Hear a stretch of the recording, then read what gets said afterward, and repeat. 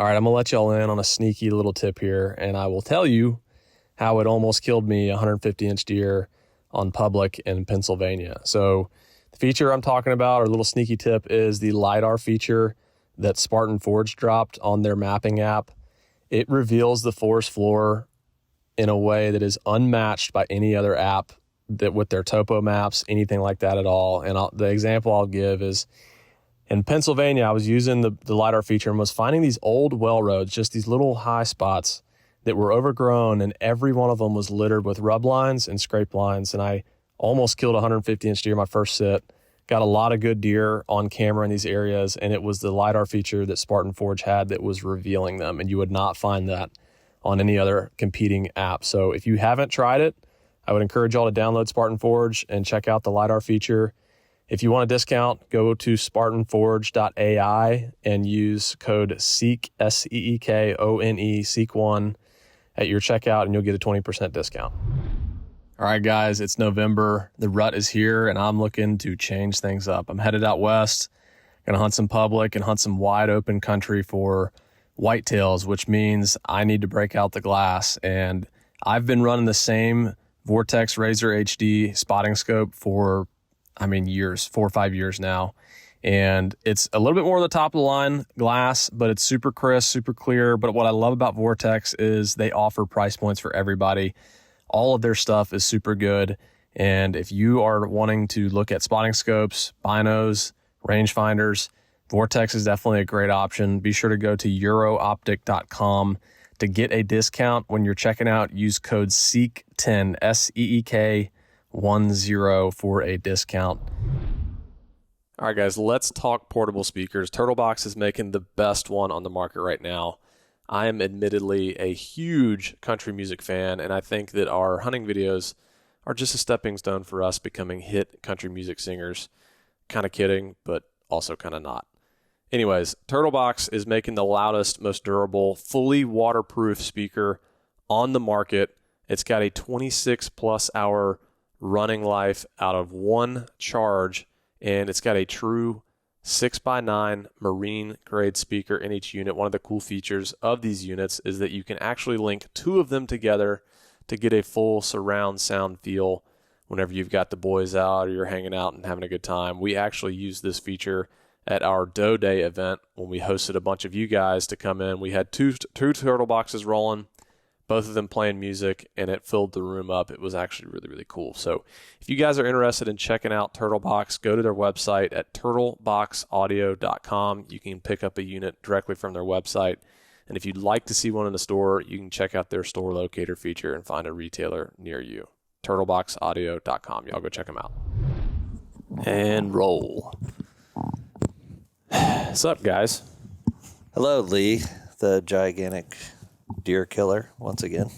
I haven't seen you since August. Feels that way, know, right? I don't know if it feels that way or if it's actually like No, I don't, really, I don't, literal. It's been. I definitely haven't seen you since that deer. I guess I saw you when you killed Derp in Georgia. That's the last time I've seen you. And that was for like a couple hours. Yeah. For an hour or two. Yeah, it's been, I don't know, kind of pandemonium, just running around. What were y'all's thoughts on the deer? I mean, you just saw him. Yeah, you just saw him tonight for the first time. He's all right. I've never held a whitetail Euro mount that is that heavy. The sheer mass is.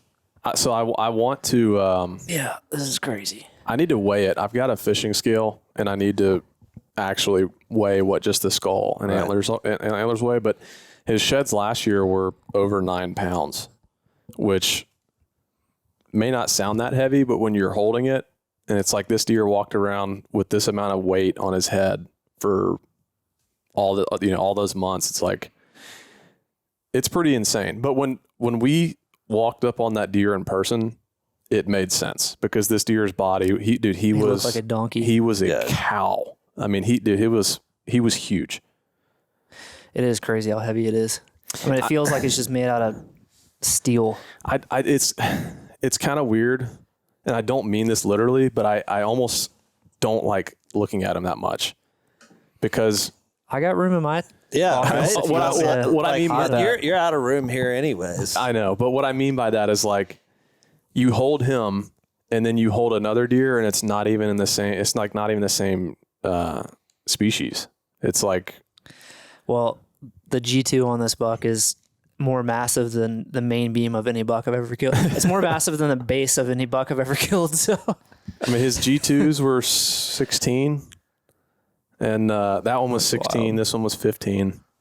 And so I did some quick calculations and it's not exact, but if you were to take his G4s off on both sides, which, you know, not that long, barely even scored. If you take this split, that split, and this off the back, he's about 190 inch 8-pointer, which is like, is that big? is a bonita fish big? Well, it's a trophy fish, so Yeah, they're pretty big. So, it's wild. But it's what were you saying? well, how long do you have for him to dry out before you? I think it's 60 days. Yeah, I can't even remember when you killed it. It's like that's how this season's gone. It just seems like things have. Well, this is what's interesting, and then we've got some kind of housekeeping items to clarify. But you know, I was looking at this season, and I was kind of just like, this could be like yeah. I've been lucky the last several seasons, and like just kind of I don't know, stuff has just panned out. And I was looking at this season, and I'm like, man, you know. I could have a goose egg this year. Like I was after these two Atlanta bucks that have been dodging me. One of them in particular have been dodging me for multiple years. It's like, man, if I don't kill that deer basically in the first week, he's going to leave. And then I can't access him where he goes. And then this other deer, Derp, the 180s, like there were other people hunting him.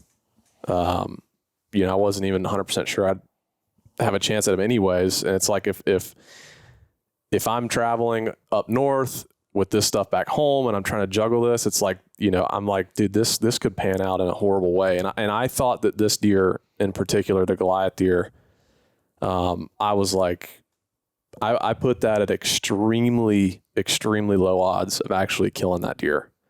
But the fact that it all happened like before, I can't remember what date it was, but like October 10th-ish, like it just, I don't know, feels weird. So I want to better understand your thoughts on the odds of killing that deer were very low because I felt that you had that deer dialed in.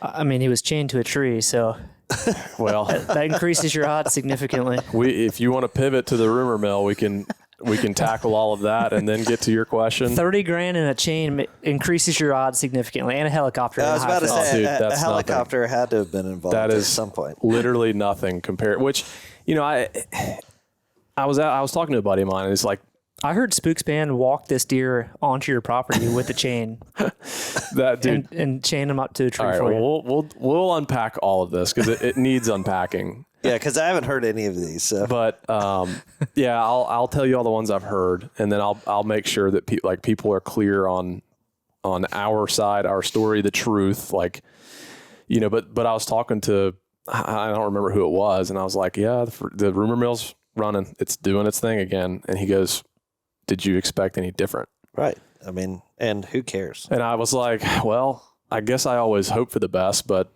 no, like I didn't really expect anything different. But there was, I mean, dude, so I mean, it's, and I was even just scrolling through reels today on Instagram and saw some reel pop up, and it was this guy on a podcast talking about, he's like, I don't even like killing big deer and posting it anymore because it's like, it's just like all the trash that gets said, like high fence, this blah, blah, blah, blah, blah, blah, blah. And it's like, it takes away from the enjoyment out of it when something like that is put out there in the limelight. And, you just got to go into it expecting that's going to happen. That's going to happen. And then when you get some positive feedback, you're like, wow, yeah. there's some nice people out there. It is 100%. It 100% comes with the territory. Yeah. Like there's no, ifs, ands, or buts around it. And I will give you all an exact example of how rumors work here shortly. But the first one, and this was before I even killed the deer, was, our buddies, the Creek Kings guys. They had a big deer they were hunting up in Ohio, and they shared the property. It was, I don't know where it was, but it looked rural. The deer was in like soybeans or whatever. And they said they shared it with some other guys that hunted this place, some farm, and this big deer shows up and they did a video about it.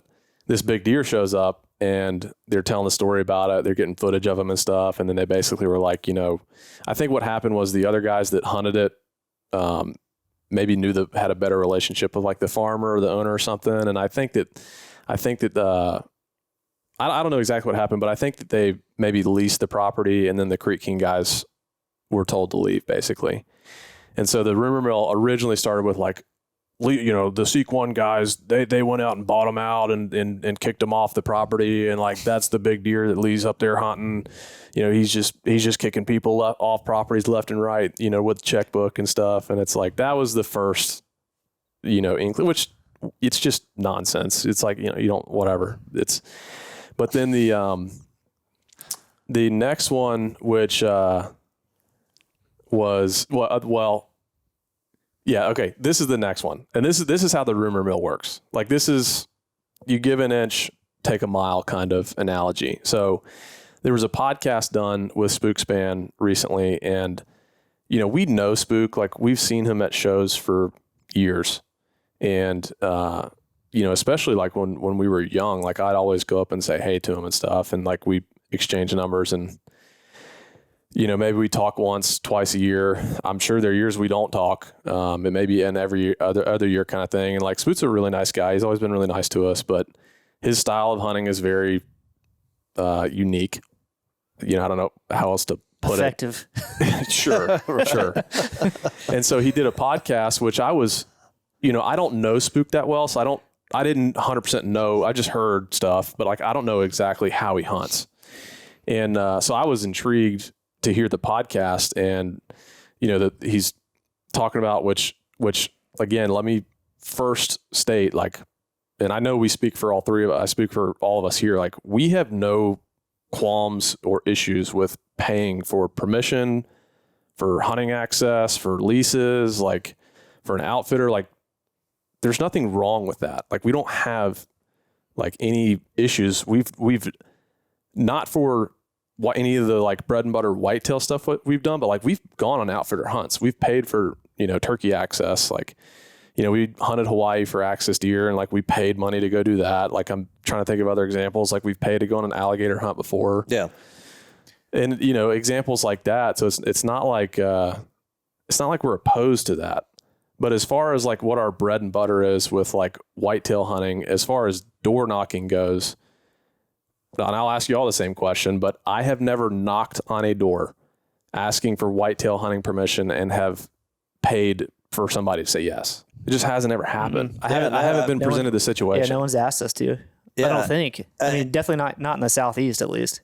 Yeah, I mean, that's one of the things that just made it so attractive to be able to get other people into the industry is like, if you know how to navigate relationships and just talking to people, you can literally go do this for nothing. I also think, our style of hunting, well, first off, like we started doing this when we were 15, 16 years old. And it's like, how old were you when you started kind of 13 door knocking kind of? What I heard at 13? What I heard was really back in the day, since your dad owns the Ellis automotive dealerships, you just cut people a deal. He'd be like, hey, take this coupon down to my dad's dealership. If you give me permission, you'll get a 50% off a car. What is the Ellis guy's name? Is it Jim Ellis? Jim Ellis, yeah. Unfortunately, that is not my dad, although I have been accused of it, which would have been great. But, everybody said that like my dad is a real estate mogul and that just all of his friends give me permission everywhere around Atlanta. That'd be cool too. That would be cool too, but that's not true. It's been said my dad is the Jim Ellis guy. Also not true. It's been said somehow that like my second uncle was Elon Musk at one point. That would be cool, but unfortunately also not true. My dad owns a couple pizza restaurants. Shout out Little Ozio, Northside Drive in Atlanta. Y'all go check it out. It's got great pizza. And he works. All right, let's wrap this up. Yeah, let's go. I'm hungry. And if you go to Northside Drive during the week, for lunch, he will be there 100%. So you know I'm not lying. He works Monday to Friday every day. Where was I? Knocking on doors. Kids. Yeah. So like we've been doing this. We didn't have 30 grand to be carrying around to doors at 15 years old. No. That was the thing, is like it, we started doing this at 15, 16 years old, and it's like we got good at it. We got every year, like, well, at first it was bad. Like we weren't good at it at all. I'm still not very good at it, but it's, you got good. And then it's like like Craig told me the rule of 10,000 hours or something like that, like is when you kind of master something or whatever. And it's like, dude, we've done that several times over. I wonder how many doors we've knocked on. I really don't know. I mean, it's in the thousands for sure. Yeah. But we've been doing it for so long. And it's like, you start at 15, 16, 17, 18, like all these years, you find something that works. And we've just like stuck with that. Like I don't really know. I think if you're door knocking and you want to offer money, I think you have to start with that. I don't think that you can like give our approach, which is like the genuine approach, getting to know them, telling them your story a bit. Like my approach to every landowner when I was hunting this deer was like, I was telling the story of how I, drove all these long hours to find their sheds. Like I'm after one particular deer, and the people out there were so nice. And I'll get into that bit of the story later, because it's a really cool part of it. But those people didn't want money. And most of those farms are being hunted anyways. Like they were already leased, already had somebody that was hunting, or just the people that owned it hunted it. So like they don't want money. So that's what's crazy though, is that you found places that either people didn't hunt or that it was the right size property, perhaps, that people may have overlooked it. This deer, because I door knocked everywhere out there, this deer found the nooks and crannies that were not being hunted, and that's where he lived. So when I was door knocking, it took me a while to kind of figure this out, because it's such a new area. But it was process of elimination, where it's like, okay, this place is being hunted, this place is being hunted, this place is being hunted, and you kind of figure out where the holes are. I think you need to take the story all the way back to like the very beginning. I will. And then kind of get into the rest of the rumor stuff. I kind of want to get the rumors out of the way. Okay. Because it's just... Well, it just might provide more context to some of the rumors. Why they came up. Yeah. Sure. Well, let me tackle the spook one, and then we'll dive into that, because, I try not to, like, Joe Rogan is like, he's like, I don't ever look at comments. Like, that is one thing that he is notorious, or that he just says, like, he's like, I don't look at comments. And like I was, I try to not look at comments, but someone will screenshot stuff, and like buddies will screenshot it and send it to me. Like, can you believe they're saying this? So it's kind of impossible to avoid it. And I was talking to Bill Thompson, and he's like, Bill used to advise like generals in the military, and Bill's like, because I want to, it's your instinct is to want to like respond and fight back, kind of like defend yourself. And he's like, dude, don't. He's like, you don't have time for that. Like, you get into a mud fight, you're going to get mud on yourself. Like, just don't. He's like, do a podcast, do your video, roll on, like, do your thing. And, people will see through the malarkey or whatever. So the give an inch, take a mile analogy I was saying. So Spook did a podcast, and I was intrigued by it. I was wanting to listen, because I'm like, he's well known for killing all these giant deer all over the place. And like, I had heard he spends money and stuff like that. And like, we've already tackled it. Like, we don't have any issues paying money. That's not the problem. The problem is when people say you did something and you didn't, and that makes you, like, to be a liar, is basically the only issue I have with this. So Spook's doing this podcast. They're talking about all these other people that are killing big deer. They're talking about Lee Lukoski. They're talking about Adam Hayes. They're talking about, I don't even remember, maybe the Drurys or something, like whoever else was kind of being thrown out there. And, I'm listening to it. I'm intrigued. And like, literally for 10 seconds, 15 seconds, Spook, like my name got brought up and Spook was like, well, yeah, like I've known Lee for a long time. And he was like, yeah, you know, this isn't verbatim. It's just somewhat of what he said, but it was like, you know, Lee pays for permission and like, that's great. He's doing good. And it was like the conversation rolled on. It was very just like non-intentional, very like not a big deal.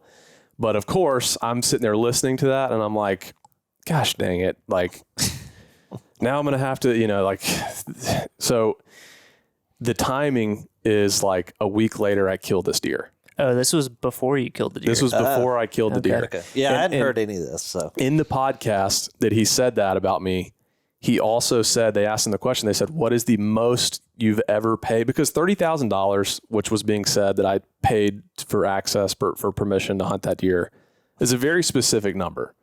It's not like, oh, he paid $5,000 or he paid 10 or 100. It's like 30. Like, and so I was like, where'd that number come from? This is where it came from. They asked him in the podcast, they said, what is the most you have ever spent paying to hunt a deer? And he said, the most I've ever paid to hunt a deer is $30,000. And that is where the rumor originated, came from, and spawned on social media, is because my name was brought up in the podcast and Spook said, which again, like it wasn't malicious. I talked to Spook after the fact and it was very unintentional. So like, I don't have any hard feelings towards Spook in any way, but the fact that he just brought my name up, said that I pay for access, and then somewhere in the same bit of the podcast, when they asked him the question, what's the most he's ever paid? He said, the most I've ever paid is $30,000. So then I kill this deer a week later, boom, the rumor mill runs that I paid $30,000 to kill this deer. And I called Spook after and I was like, man, you've kind of got me into a situation here. Like everyone is saying, not everybody, it's the 1-2%. yeah, I was about to say But this stuff's being said. And I was like, he didn't even remember he said it. He was like, I didn't say that. He's like, I didn't say you did that. And he was like, because it was very, like I said, very brief, very unintentional. He's like, I don't think I said that. And I was like, no, you did. And I was like, where did you get that from? And he was like, well, I don't know. I just assumed, I guess. So it's like, you know, like I said, it was something so unintentional, but the second I heard that, I was like, oh my gosh, this is just another thing. And then a week later, killed the deer. And it's like, that's where all that stuff comes from.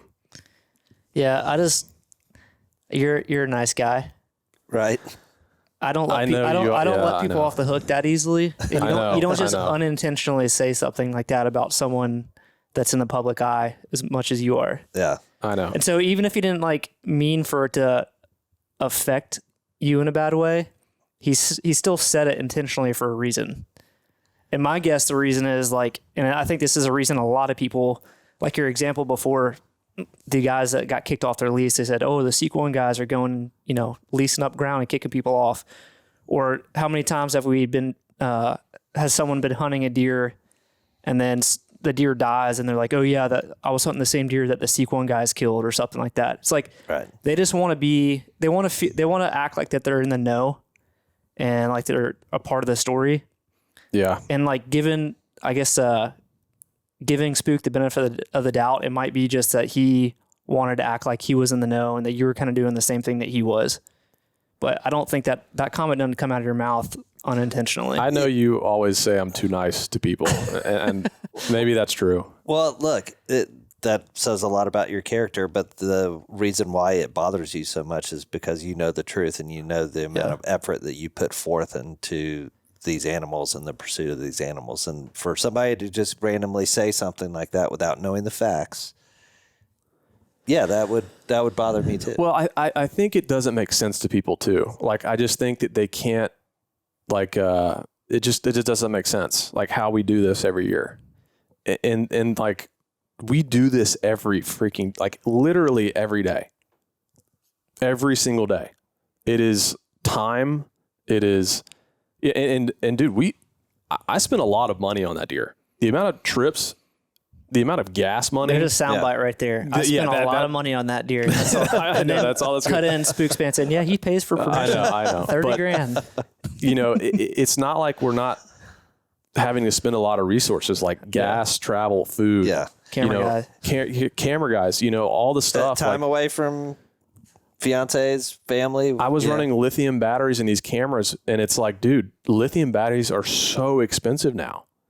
And it's like, which I'm staying at friends' houses on couches and like in my truck, just, kind of saving wherever we can. But it's like, no, we did have a lot in this deer at the end of the day. And like, you could calculate it out with gas and all that stuff. And like, it's not like, you have to have the resources. It's not like everybody can just go do this, but time is like the biggest thing, is to be able to go have the time to go do that. And it would be very difficult for someone like myself, which we were just talking about, me going out of town trying to pursue a big deer that I've got a lead on. Going and trying to do that over a weekend or two is going to be extremely difficult versus what you have done and you've done pursuing giants too, is all the time that you have to put forth into figuring out where that deer went, patterning that deer, getting access, losing access. There's so many layers that go into it. You're all in. I mean, you are all in, like every day, chipping away, like every day, even, baby step, baby step, baby step, baby step. And it's like, when you're that kind of just like constantly nipping at their heels, it's like you're bound to catch up. And I've had more freedom than both of y'all, which has allowed me to do more of this stuff. But time is like probably the biggest equation. The other part of it is, and this is just being honest, like we get sent a ton of leads all the time. And it's not, we don't ask for them. We do not ask for leads. We don't ask, but it's like, well, if anybody has a lead on a big deer, just saying. Don't send it. Just send it straight to Kindle. Yeah, just send it to me. I'll deal with it. I think that people that support us just like love seeing us embark on these journeys, and if they feel like they're like, I don't want to have to deal with that. That sounds like a nightmare. Right? Yeah. I'd love to watch it on YouTube. Yeah. And that's probably the why of like why, people say, hey, I saw this deer or this, blah, blah, blah, blah, blah. Like, we get that message all the time of like, hey, I saw this giant, or even like, I own this property and this deer's on my property, but I don't have time to put into it like you guys just do. like you said, time. Like, come on and like, if y'all want to hunt it, come hunt it. Yeah. And we're not chasing every lead. Like, dude, we would be running a dog chasing his own tail in circles if it was like, trying to, so it's like, how do you filter Lee's through it threshold all? is 230 and over at this point. Each year it goes up 10 inches. I was, just sitting there hearing and going back to some of the texts, and it's just like, I killed the biggest deer of my life. And I'm like, how come I keep hearing this every year come out of his mouth? I love it. I would love to hear it again next year or in the future. But I mean, look, you have accomplished something that I don't know that anybody else will ever accomplish. If you like, every time I walk down into this room, I'm just blown away, and it really puts things into perspective of like, yes, I've killed some big deer. Drew's killed some big deer. You walk down here and you just think about all the time and effort and door knocking and the stories that have occurred just in this room alone is mind blowing. And I also want you to think about all of the positive comments that get put onto our social media, and that people, private messaging us and whatever, congratulating you, and like, you're like the big deer killer of the world and whatever. Like, you have a skill set that I don't know that anybody else has. And so there's something to be said about that. So when you get that 1% of somebody just trying to prove themselves, or they're miserable in their life, so they have to go talk trash about somebody, like, think about the 99% of people that are congratulating you and what Seek One as a brand has accomplished. Yeah. And I know I'm living in the 1-2%. Yeah.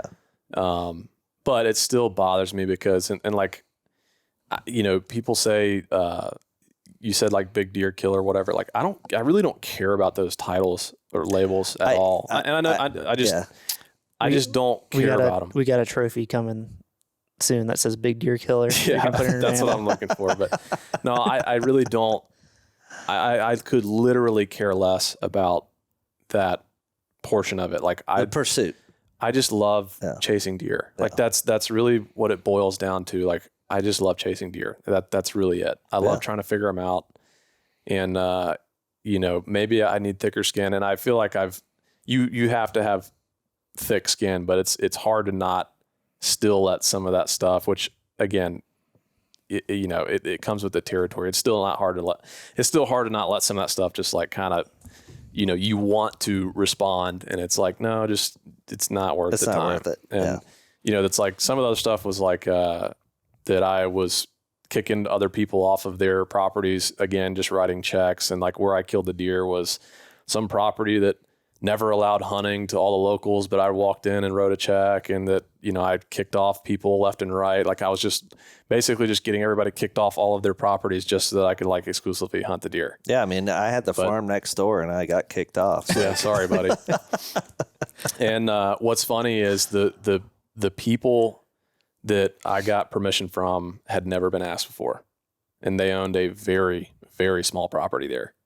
And I think that it was just the small property eye, and along with the process of elimination that kind of led me to that place. What's crazy to me is that the deer found that little tiny piece and was spending so much time on it when you were there, I guess the week that you were there that you killed him, when he has like all of this other pristine ag river, like incredible property, and he's just like not leaving it.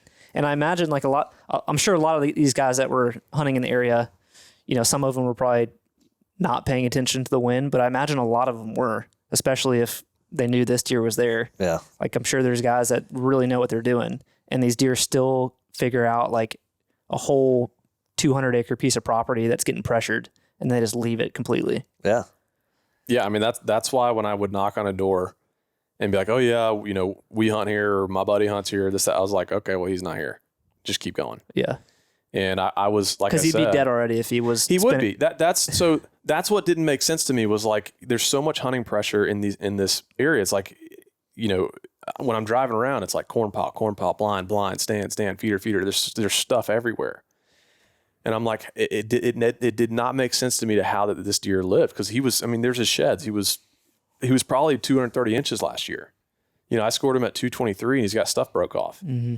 And I actually did a podcast with one of the other local guys that was hunting this deer, had a bunch of history with him. It's one of the coolest conversations I've ever had, which it'll probably go up after this one. And we were comparing notes of like what he knew about the deer, what I learned about the deer, because I knew about him late and I knew about him early. And then he knew about him in, basically rut. Yeah. Yeah. Late October, November, December. And I knew nothing about him in that time frame. So yeah, I'm curious to hear that too, because I haven't talked to you really since you killed the deer. I mean, I've talked to you for briefly, but I haven't heard haven't really unpacked everything that happened in the 2 weeks leading up to you kill him, because Kendall and I were out west. Yeah. Most of that. Yeah. And I don't really know a whole lot of the story about like the guy that you've met and talked about, the history and like how far that guy was from you. And so he and I, his name's Michael. He and I have like hit it off, and we become real good buddies. And he's on another deer. He's been calling me, kind of bouncing ideas and stuff, and like I've been sort of helping him strategize and whatnot. He's on a big deer, not at his spot there, but a different place. And so like I've enjoyed. I don't know. I really enjoy relationships and friendships, and like this guy, we've immediately hit it off, and it's like we talk weekly, and he had some really cool stories about it, and I knew there were other people. Obviously, when you're driving around, you're seeing all this stuff like that were hunting this deer, knew about this deer. I mean, I think this deer was a legend, and I didn't want to just like take off and head back home and not give anybody else a chance to see him. So when I did kill him, like I met this Michael. I rode around with Michael for 2 days. We hung out for 2 days, drove around, showed a bunch of other people out there this deer, that they got to see him, put their hands on him. And I think that as an out-of-state hunter, someone that comes in and kills a buck, like that's you're going to immediately have enemies without question. But I met a lot of really good people up there. And after meeting me and like seeing their deer, putting their hands on the deer, having conversations, kind of, again, like sharing stories and stuff, I think they just really appreciated that. Was anyone just pissed? Anyone's Yeah, like, man, screw you for coming up here and killing my deer. Georgia boy. Michael told me there was one guy. Like to your face or No. behind your back? Nobody, no, nothing to my face like that at all. Michael told me there was one guy that was probably a guy like that, and he was like, he don't want to talk to you. He don't want to see the deer, and but he also was like, but this guy's also just like an a-hole to begin with. Like it's not just this situation. He's just an a-hole in general.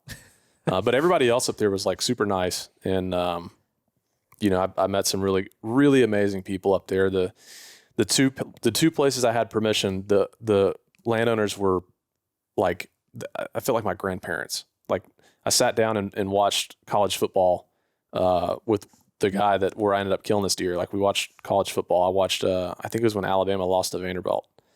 Nice. And yeah, I mean, as an Alabama fan, Did you cry in their living room? But what was crazy was while we were sitting there watching that game, this deer was within sight of their shed. Like I filmed him that day as I'd watch. You know, so it's like that's what's fascinating, and I'm excited to kind of share the story of this deer because, like, you know, I think we get labeled as like city hunters and whatnot, but like we've had a lot of hunts that were not city hunts, like elk hunting, mule deer hunting. I know you've hunted a lot of places that were not suburban. Yeah, I mean, I got my start, hunting in Sparta, Georgia. I mean, that's where I shot my first deer, and yeah, that's where my roots still will always be is hunting camp. Yeah, we just do it a little different. It's like rural Kansas is another rural Kansas. There's a couple public land bucks in here. There's like a Kentucky one. There's like one from Alabama I killed, when I was in school over there. There's, deer from kind of all over the place, like public Pennsylvania. But anyways, we kind of get labeled with it. But that's why I think so like determined on this deer it was a completely different environment. That was another rumor. Dang it. That was another rumor that it was a tame city buck. Yeah, I was going to bring that one up from Wisconsin. Later on. The first one right after I from killed Wisconsin. Wisconsin. Yeah. The first thing was so like, I got shipped. Someone is definitely like totally. They're like, yeah. All right, what other rumor can we come up with? It's hilarious. Tame city buck from Wisconsin. It was originally from Wisconsin, and then someone else said a different state, and then finally people were like confirming it wasn't Wisconsin, but he identified as a mule deer. Yeah, yeah, maybe. And there was a video that I think went around on TikTok or something, and it's this buck walking through someone's backyard, but it's someone that lives in between two farms, like big ag everywhere.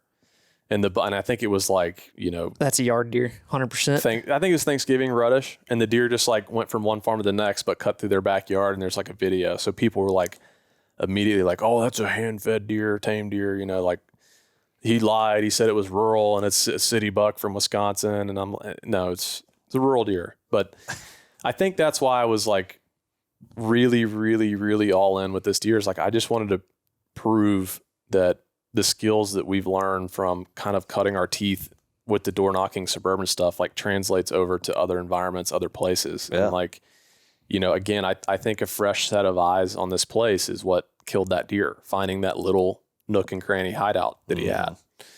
And it's fascinating to, so I can kind of jump into the beginning of like, unless y'all got any other comments. No, I think this is probably like the perfect case study for what it looks like when we get a lead of a deer and like what it takes to chase it down and figure out and pinpoint it and kill it.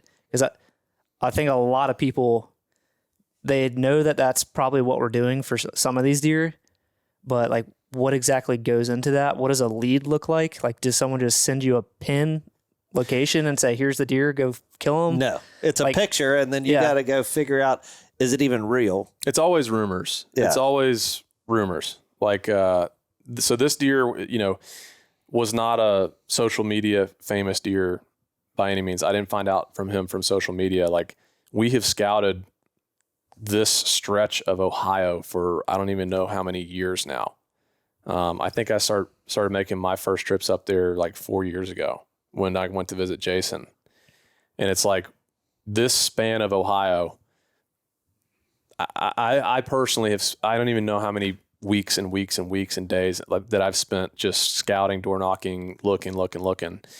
And I got, I know a lot of people up there now. Like I've got a bunch of buddies and stuff, and like deer pictures get sent around, and it's always rumors. There's never like, no one exactly really knows.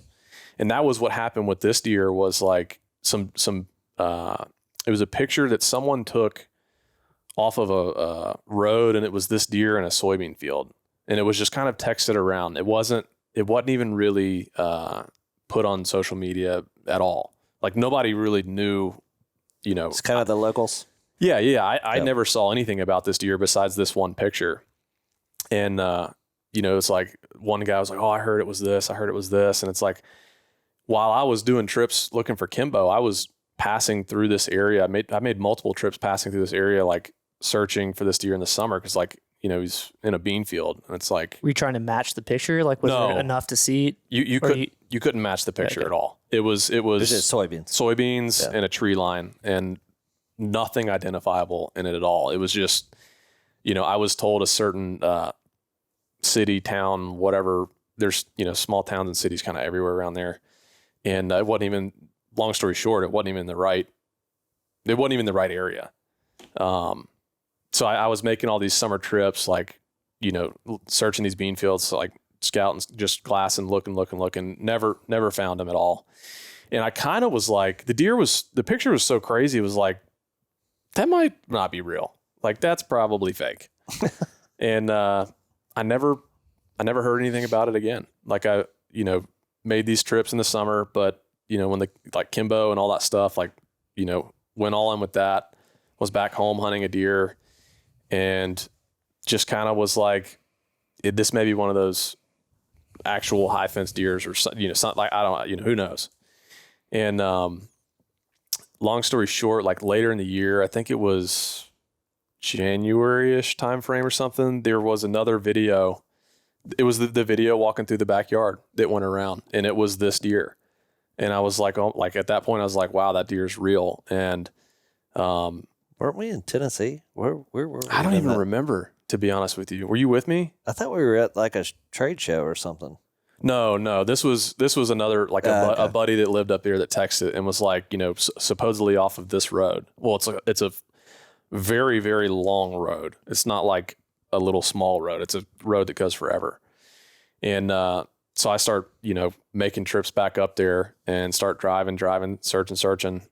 And, was able to like match where the video was. And then it was like, well, I've got an area. And so there was, so you could see the backyard from the main road. Oh yeah. Yeah. But it's like, it's so flat out there. It was just, super, super flat. And so you can see forever. And, at that point, like, a lot of the scouting I do is, like a lot of times that time of year, I'll just get shed hunting permission, trail camera permission. Like if I knock on a door and they're like, no to hunting, then I'll ask like, well, I love to shed hunt. You mind if I look around for sheds that they fall? Can I put a camera out, see if there's anything around? So like I'm constantly like intel gathering, like trying to get some form of a win. And it's also a foot in the door. Like I've gotten to know people just from shed hunting, and I've gone and given them sheds and, end up building a relationship. And sometimes that does turn into yeses. But so that was kind of my original approach, was like, I'm just trying to gather intel. And, I was driving around all these cut cornfields, and like, I have learned so much now just about hunting ag out there now, just living, just kind of experiencing like this, hunting this deer. And it's like, they are constantly shifting with what the ag is doing. Like, and I also learned like no farmer is alike. They're running different equipment. And so there's like cut cornfields out there that are really clean. Like the farmer has really good equipment, and there's like almost no corn left at all. Well, there was this one cornfield that was like, they had to have had horrible equipment. There's corn just like everywhere. What time of year is this that you're looking? End of January. February. End of January. Gotcha. So still, the season's still in.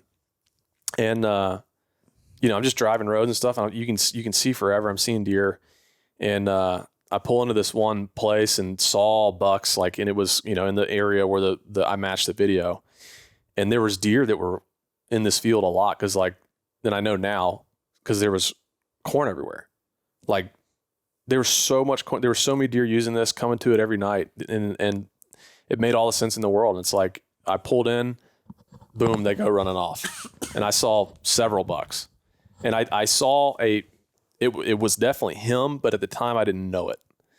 Just big running off. And so then, you know, I got permission to shed hunt, permission to run a camera, got him on camera. There was a couple other people, older couple, that the guy said hunted that place. And I actually ran into him and spoke to him, and they had no idea this deer even existed. Really? No idea. Yeah, no clue. And, like an older guy who doesn't run cameras and just like or likes they to go tag out early and they pull all their stuff down or something. Yeah. They didn't come here until late. They weren't real serious about it. So how big was that property approximately? I'd have to look. I think that farm was like 70, 80 acres, something like that. And then there was another cornfield next to it that also had corn in it too. And that was maybe another 100 something acres. So like late season, he had all the corn he could possibly ever want between these two cut cornfields. And so I get permission. I put this camera out, and I have him almost immediately show up on the camera. And I'm up there, and it's like, there's already bucks that have dropped, and I know any day he's going to drop. Like, you know, he can't tote those horns forever. And so I'm like sitting here, I'm like, he's going to drop any day. Like, it could be any day. And I'm like, but I can't, I'm, you know, 9 or how many hours from home. I can't just stay here until this deer drops. He could hold him for another 2 weeks. What am I just going to be up here twiddling my thumbs until then? And so I drove home, and I was almost like just like a doctor on call, like waiting for just like a call or ding. Yeah. And to drop everything and go. And so like, I was not sleeping at night. I couldn't sleep. Like he was in there, you know, all the time. And, I couldn't sleep, because I'm like, he's going to drop. And the second I see him, I don't care when or what time it is, like what I'm doing, like I'm going. And, I think it was like, I got home, he didn't drop that night. And then the next day, you know, he still had him. And then I went to bed. I think I was getting up every like couple hours. And I think I woke up at like 3 or 4 in the morning, and he had come in at like, and this probably isn't exact, but it's close enough. I think he came in at like 1 o'clock in the morning, or between 1 and 2 o'clock in the morning, or something like that, and had dropped both sides. So he was there that evening. And then basically, or let me think, he was there the morning, and then didn't show up until, am I thinking this right? He was there in the morning, and then showed back up at like 1 a.m. without him. So like, I knew he was close. Like, he probably was there that morning, went and bedded, dropped them at some point, and then had showed up on the camera again. And so like, I think I woke up at, you know, between 3 and 4, saw that he walked in, both sides dropped, and I just like picked up my keys. I threw the bag, like whatever bag I had kind of already packed, in the car, and just started driving. You think when his wife is pregnant, waiting to go to the hospital, you think he'll be that much on call? Or he'll be on call, just not for the deer. So, I got life changes coming. That's for sure. Like, this is not sustainable what I'm doing right now. But no, I'm saying, will you be like that ready for Adrian to be like, hey, it's time to go to the hospital? Or be like, oh, just let me sleep a little longer. So I'm more dedicated to the antlers than child. Yeah. Valid question. So I drive up there, and again, it's like, I don't know, 9 hours or so. And, you know, I get up there, I searched this big first cut cornfield. There was like a little bit of brush and stuff, and I didn't find anything. Got back up the next morning, went out there, and started searching this other cut cornfield. And I was walking the edge, and I'd seen deer walk out on this edge the night before. And so I was like, okay, I need to go walk that edge. And I think I might have thought I saw him, maybe. Like, I thought I just saw like a big buck that had, you know, no headgear. Yeah, I thought you said you just saw a big buck run off because you called me. I was running to the tile store to grab some tile, and then like 2 minutes later, you were FaceTiming me. No, that day I hadn't seen a big buck run off. I had seen what I thought was him that evening before, like working that edge. Oh, okay. But when I first pulled into this place, I did see him run off, but that was the previous trip when he was still holding. So right. I'm walking this edge and I see this antler first. And it's still so insane to hold it. I feel like you could see that from a 1,000 mile yards away. away. Well, that's what I assumed. I was like, they can't be that hard to find. But the way it was sitting in the mud. Well, also like the corn stalks and stuff, like a lot of it looks like Yeah. antlers and stuff. So I really did have to search these cornfields like more thorough than I thought, just in case. Cause like, I mean, buried down a certain way and it's like you could walk right by it. But this one was like right in the edge of the woods.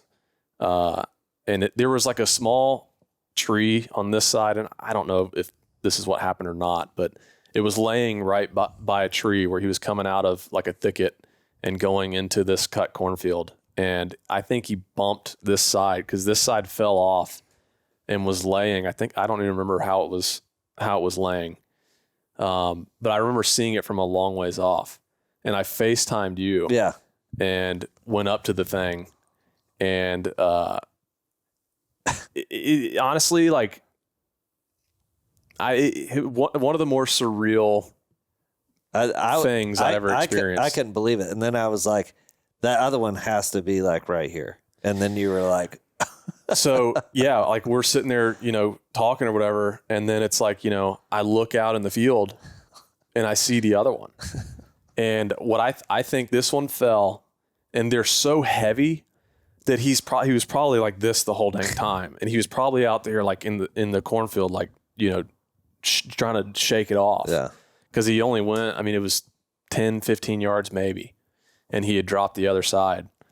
And, yeah, dude, it was like, honestly, like at that point, I didn't even really care to kill the deer. Like I felt like finding sheds like this was such a once in a lifetime thing. Mm-hmm. I had kind of achieved it. Like I didn't really care at that point. I mean, obviously I cared, but like, it was just such a big deal to me. Cause like we love shed hunting. It's like you put so much time into it. It's so fun.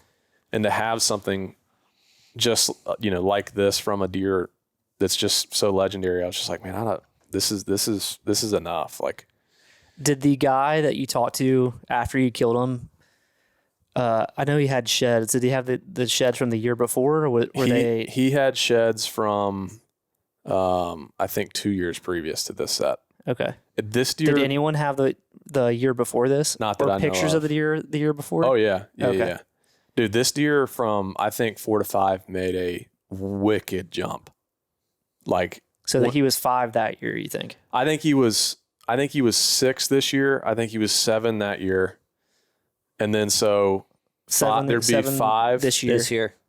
7 the year we killed him, 6 this year.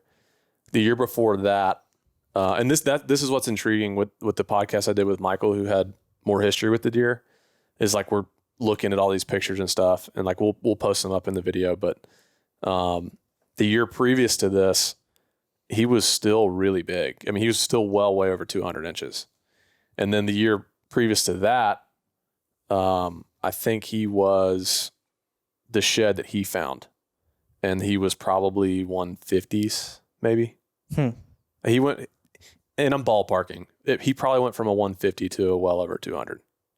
That's crazy. But the size difference, like, dude, he was probably honestly bigger or scored more at 5, and 6 was his biggest year, which is these sheds, and then 7 was this year where I killed him. I think he was bigger at 5, or would have scored more at 5, but he put on more mass and stuff. Yeah. Did that other guy have pictures of him with him not all broken up last year? Yeah, he had pictures of the last he seen him was like sometime in December, and he still had this on. And I'm like, I don't think he broke that fighting another deer. That probably broke in velvet. No, he had it until early. December. Oh, really? Yeah, I almost think he broke it just rubbing a big freaking tree or something. Because if he fought another buck, I'd like to know which one it was and broke that. Yeah. What about the other stuff, like Like all Yeah, this he had stuff. He had a drop tine that went down to here, broke that off. You saw a picture of that? Yeah. Okay. Yeah. And like some of the stuff was all chipped off and whatnot. So like, you know, like I said, I think I roughed him at 223, the sheds, but he was probably, I mean, he broke this off the back too. He was probably pushing over 230. So to even find these sheds and have my hands on them is like, I almost felt like I was just holding a piece of history. Like it was, you know, Yep. just a deer that like you dream of. Mm-hmm. And to just have a piece of him forever like this was enough. Now, obviously, like I was going to do everything I could to Now that get on lasted him. about 30 minutes. Till he got back to the truck. I was about to say, he got back in the truck and put these in his truck. He's like, okay, now. Honey, I'm buying a house in Ohio. What's crazy too is like you see how much he was chewed. Like Ohio has these, I don't know, red squirrels or whatever they are. Like, you know, he was, They smelt those quick. yeah, big target, I guess. But Yeah. so I go, you know, come home with the antlers and whatnot, and I kind of pick back up like in the summer, and I'm like, I know I need to go make trips. Like I need to be the first one door knocking out there, because you know people are probably not door knocking in June. Like if I'm first to the punch, like, and there's places out there to be had, like I want to be the one who got there in June and not July or August when the deer is probably being seen in bean fields and stuff. And I almost didn't do the trip, and I had a friend of mine convince me to do it because he was just like, man, you're not going to find him on the couch. And I was like, yep, you are right. And so I drove. I got in the car and started driving, and I didn't even think about this, but it was a huge advantage to find him because all the crops are so short. So at this time, you're still running cameras on the property that you found the sheds, and Yeah. he's not there. No. At what point did he leave that property? Michael Like had April or something? Yeah, I think I had him until February-ish, maybe March. And then Michael had him, one picture of him where he was still like bulbed up in like the first week of April. And it was like on his way, almost like he was on his way back to his summer area. Because it was like How summer. far was that? Where Michael was? Yeah. Half mile.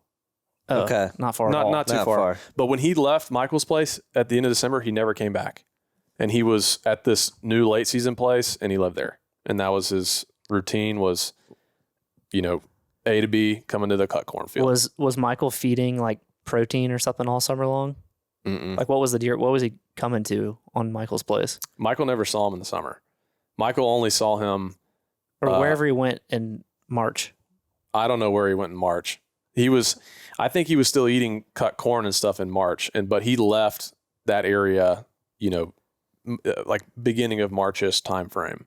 And then Michael had a picture of him. So like I was here, Michael was here, his summer area was here. Michael had a picture of him like in the 1st of April or maybe end of March. Like, and he said it was the only one picture he had. Oh, okay. So the last So he he was saw just him was cutting like, back through. it's like he was making the trip back. Yeah. And so anyways, I go back up and I almost didn't make the trip, and you know, it's June. So it's like these deer are, you know, not even 50% grown probably at that point, but he's so big, you know, he's going to stand out amongst all these other deer, and they're pretty lackadaisical that time of year. So they're pretty visible, and it's so flat out there. Like you can just see forever. So I go back and I go to where my camera was, and I knew I hadn't seen him in there. And so I wasn't like expecting to see him there. And so I start just driving around, and I start going the direction that I just kind of like is in the direction of the video, and just kind of like the hunch where I kind of knew like the direction. It just didn't make sense for him to go the other way. It made more sense for him to go that way. And so I started going to the east and driving, and it's like, you know, the crops are super short. Like the beans are like, you know, 8 inches tall, and the corn is like, you know, shin high. And sure enough, driving around, watch him walk out. He was with another little buck that had hardly anything going on, but like saw him walking through this real short corn, and he walked straight to this soybean field. and was feeding around there with like 10 other deer that night. And, Is there ag everywhere? yes. Or is it 100-acre block of woods, 100-acre cornfield, and then, or is it the only woods out there are the fingers along creeks and fence windrows lines and fence whatever. lines? Yeah. Like Kansas style, where More Kansas style, not big blocks of woods. so full on ag area. Yeah, Like you have for to the cover, most part. you'd have to cover a lot of ground to see all the fields. Yes. Like they're living in ag. But there are, and I don't want to, like, for the sake of protecting the area, like I don't want to try to give too much detail, but like there were a couple, what I already probably knew were like sanctuary areas. It's matches up with like a lot of other areas we've hunted where it's like, these are protected areas. Yeah. And, again, like I'm trying to dance around some of the details just for protection of the area and whatnot. And so like, again, it just like when you went west, there wasn't any of that sanctuary type stuff. When you went east, there was more of it. And, from the inclination or kind of clues I had of like matching the video, it just, everything was like east. So that's when I started driving east.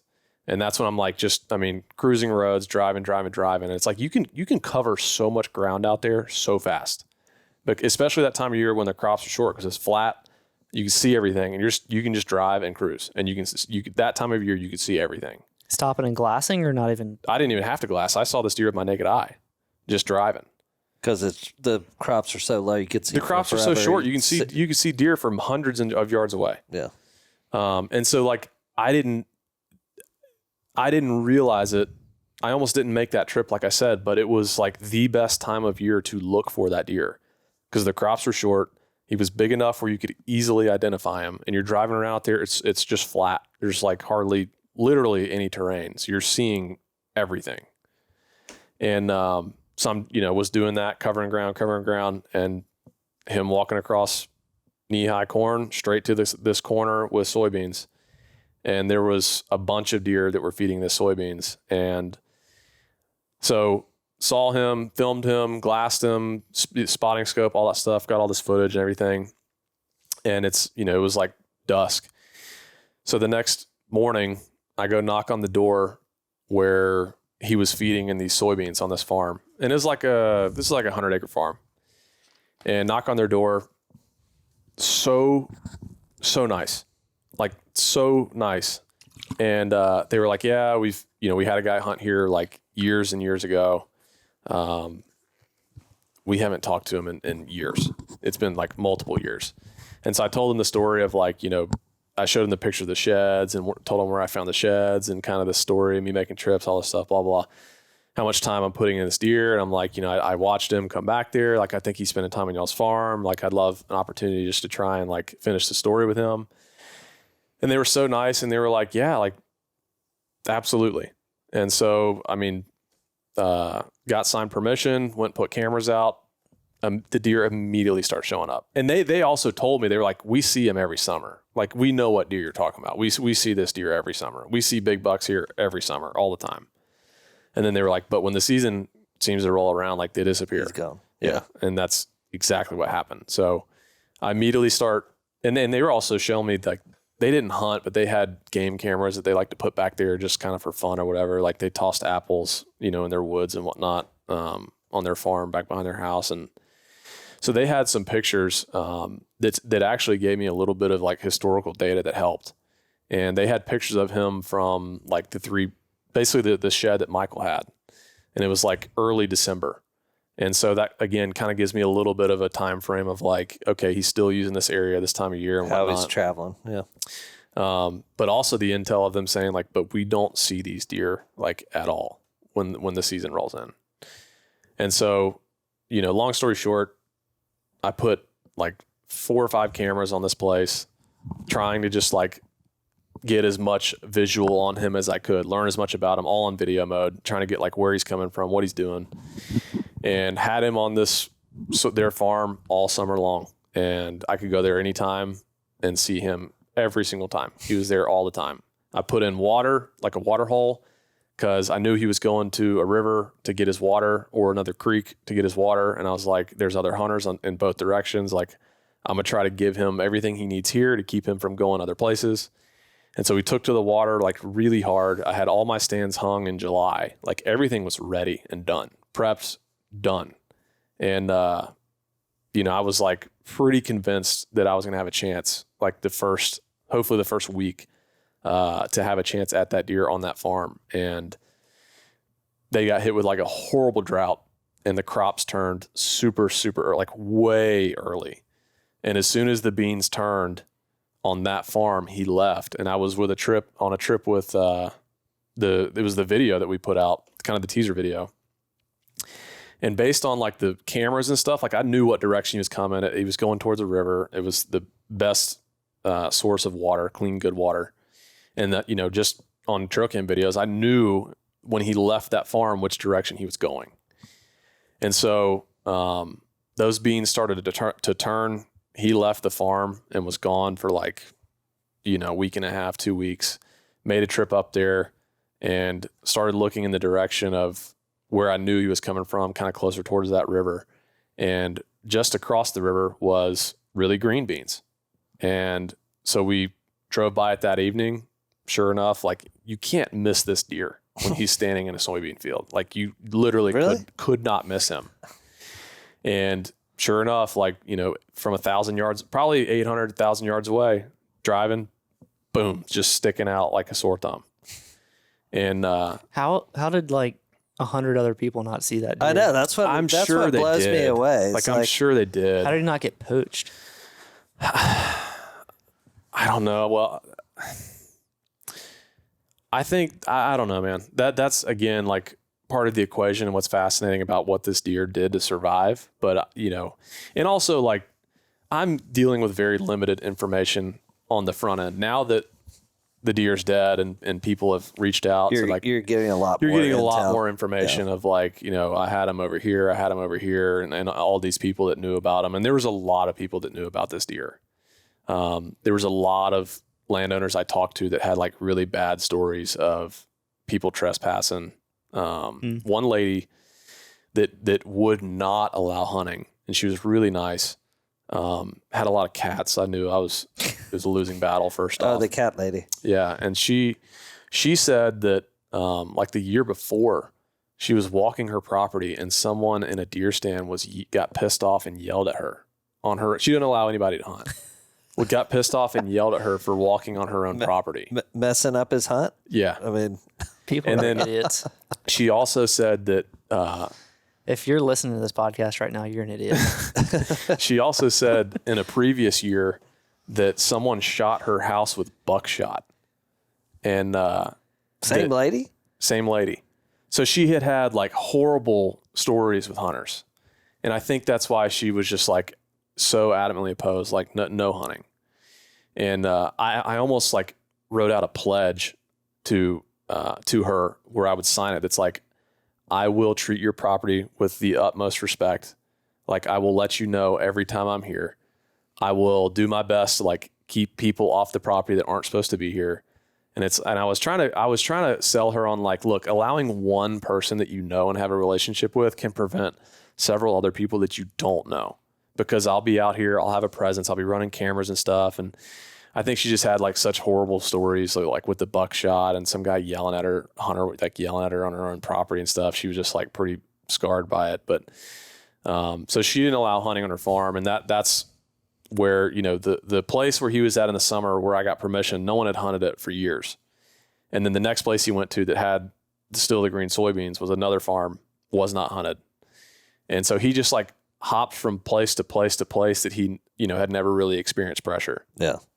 And I start going kind of to the north of that lady, and I start running into more hunting pressure. Oh, so-and-so hunts here, so-and-so hunts here, blah, blah, blah, blah, blah. So anyways, So did you start writing off those places because yes. That's what I would have done too. Just like hunting pressure, he clearly has made it for this long and he's been this big, and that's probably when you started really focusing on kind of the smaller Like, Are there a lot of other small like, are you skipping small properties, or is it all really. big farms? It's mostly all big farms. Yeah. Like it's really and truly mostly all big farms. And I just was puzzled as to how this deer had lived in this area for so long, being as big as he was. And the only thing that made sense to me was like, he's very good at avoiding pressure. I'm sure he's been around 1,000 corn piles and he's still alive. So like at that, you're learning stuff as you go that just kind of makes sense. And you're like trying to think of, if you were this deer, what would you do? And like, we've had so many experiences with whitetails in the past that you're kind of, it translates over to how they behave and stuff. It's like the same thing as these bucks in Atlanta or other urban areas, except the properties are just a lot smaller. Yeah. But it's the same story. Like, you got dudes in every block of woods that have a pile of corn, and there's still bucks that are getting it 10 years old. Yeah. Yeah. You just have to approach them differently. Yeah. You have to be different for sure. And so that's like, that wasn't my approach at first, but like, as things are unfolding, like I'm learning more, I was like, if this property is being hunted, this deer's not here. And so like I was ruling places off that quickly, because that deer moved north across that river, and, I saw him in there when the beans were green. And then when those beans turned, like stuff was being harvested like really, really, really early. And because of the drought, like historically so much earlier than ever. Before, like in August? Yeah. Or even, okay. Yeah. Like those beans turned.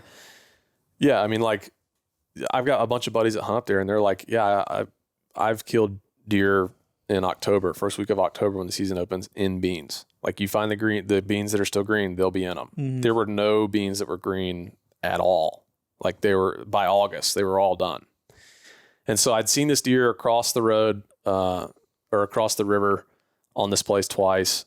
And, I'm trying to remember timing of my trips and stuff, but it's all kind of a jumbled mess because I've had 3 different deer this year that I've had like multiple years of history with. And so like there's so much history that I'm trying to remember it all. But so anyway, saw him over there twice. And I think it was like, when I was with Cody. It was when we went up there like the week before the season, and the deer had been gone from the farm that I had permission at and had my stands hung and water hole and all that stuff. I think he'd been gone for over a month from that place.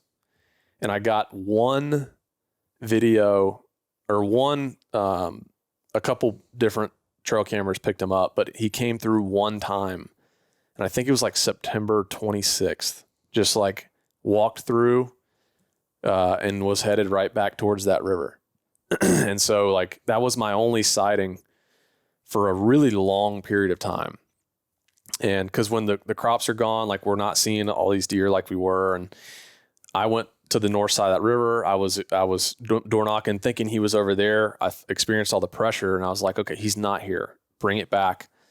And it was process of elimination of like, okay, he's not here. He's not here. All this is being hunted. Like I'm kind of ruling all this stuff out. And it's like, I broke it down, and it was like, there's 2 sanctuary areas where he's at. He has to be in these 2 sanctuary areas. And, there was also a time where I thought the deer had died of EHD because, EHD was rampant in Ohio this year, like really, really bad. Like there were some guys that hunt, I'm not going to say name of area, but they were like, we have found 15 bucks over 150 that we had on camera that all dead, like just walking creeks and stuff. He's like, it's been horrible. And there was like, we were driving this road by this river, and like we saw buzzards one time, and I was like, dude, like, this deer could be dead. Cause I think the last time I'd seen him was on those cameras, like September 26th. I hadn't seen him again. And we're up there door knocking, trying to get permission, trying to find him. And nothing of the deer. And so I basically boiled it down to like these 2 areas is, again, a lot of process of elimination.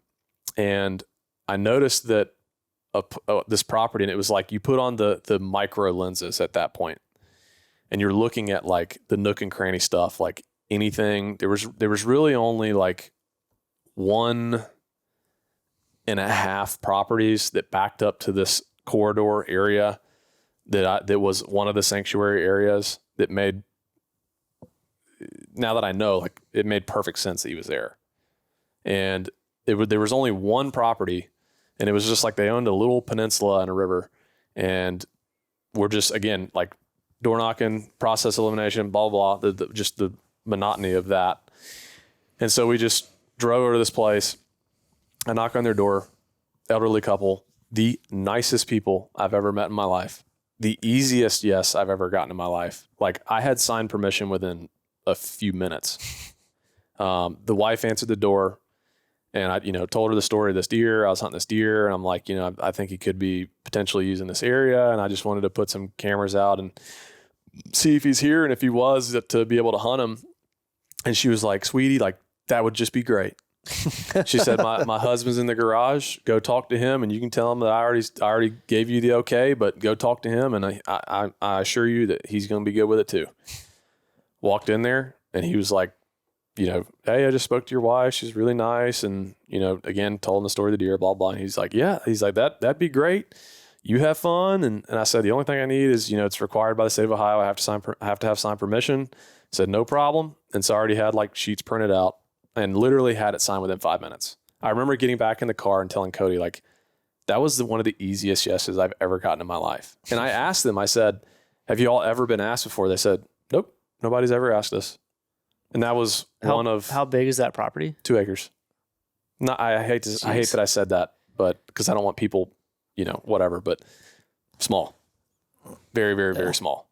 But and it's backing on the other side of the river is like one of the sanctuary areas, or it's okay. Yeah, it backed up to a river, and they own just a peninsula. The river's got a bunch of swings and stuff. They happened to own a peninsula, and it was the peninsula in total was like 4 acres, maybe.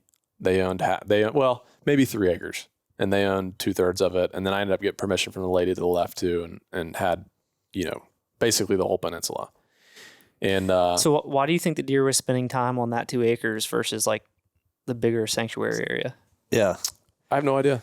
Well, actually, no, I do have an idea, and I'll get to that. But the horseshoe up the ass, this is that part that comes into play. It hasn't come into play yet. No, I mean it definitely has. But like I'm, like, dude, it's better to be lucky than good. And this is the biggest portion of it was just like straight dumb freaking luck.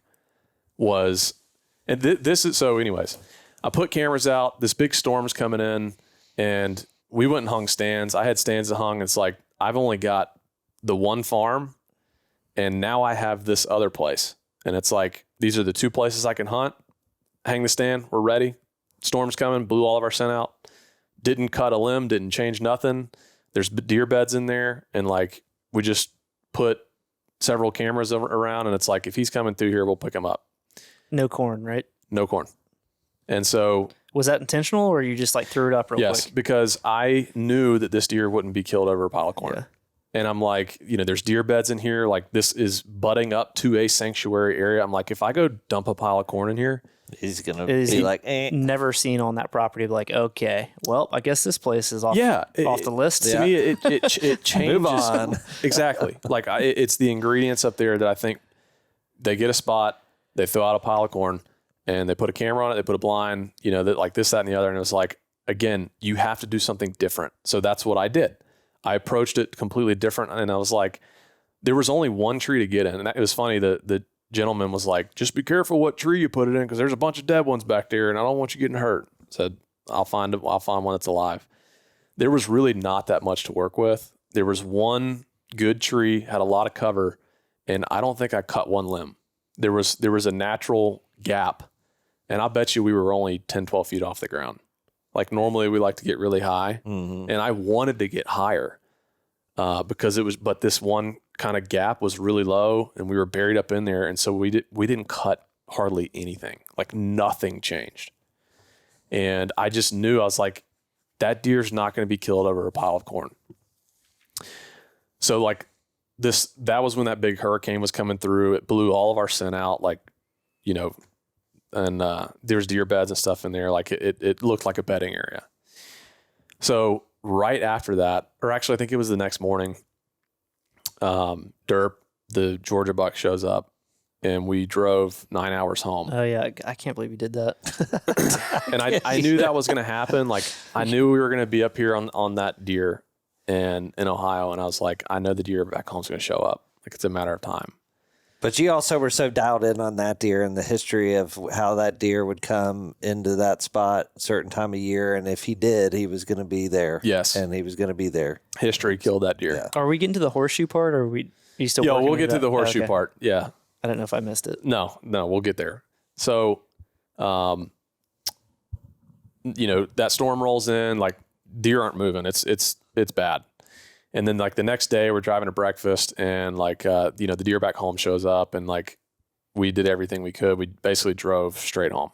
Like we got the pictures, we drove straight home. Got home really late, the 9 hours home, got home really late, got in the stand really early. And this is the history part that killed that deer because that deer came in at like 1:30 in the afternoon. And we got in at like, we got in early, but we beat that deer by like a few minutes getting into the tree. And that story's for a different podcast. But so we ran back home, killed that deer, and then the next day immediately packed our crap and drove back to Ohio. And, again, like just picking up on the searching. Again, there's been no sign of this deer for several weeks, I think, or September 26th or whatever that date was that he came through on my place. There'd been no sightings of him. And Cody leaves town, and I'm kind of just in a holding pattern. Like I've done everything I could possibly do at this point. I did have one property that would have been money in this sanctuary area, and the guy was like, it was looking like I was going to get it, but he's like, I'm out of town. He's like, let me get back in town. And it was like, I had to wait till, another week to hear back from this guy. So I was just kind of in a holding pattern. Like there's nothing else I could do. I was still trying to nicky-nack, get door knocking and stuff, but like I had almost done everything possible at this point. And I'm up there and, I'm getting some deer on that peninsula, and I was like, I'd put one camera in there and I'd put another one, and I was like, I need to put one back on the backside because I saw this trail that clearly came from this sanctuary area on the backside of this peninsula. And I was like, just again, out there trying to do anything. And so I go, this is what's wild. I get these pictures, and I'm again, like I said, I didn't feed or anything. So I put these trail cameras on really, really high sensitivity. And there's a lot of just like river grass and stuff in this spot. And I got these two videos from Moultrie, or the image, and then you request the HD video. So I got these two images at like 12 o'clock. You can't see anything. And so I request them, and the camera has to check in, like take another picture and send it to you to download the HD video. So I get these two videos at like 12 o'clock. I go in there at, I think it was like 4 or 5 o'clock in the afternoon to put in another camera. And I jumped the freaking deer, like out of his bed. And what I didn't know, like the videos, the pictures that were sent, I thought it was just grass blowing in the wind that set off the cameras because I had them on such a high sensitivity.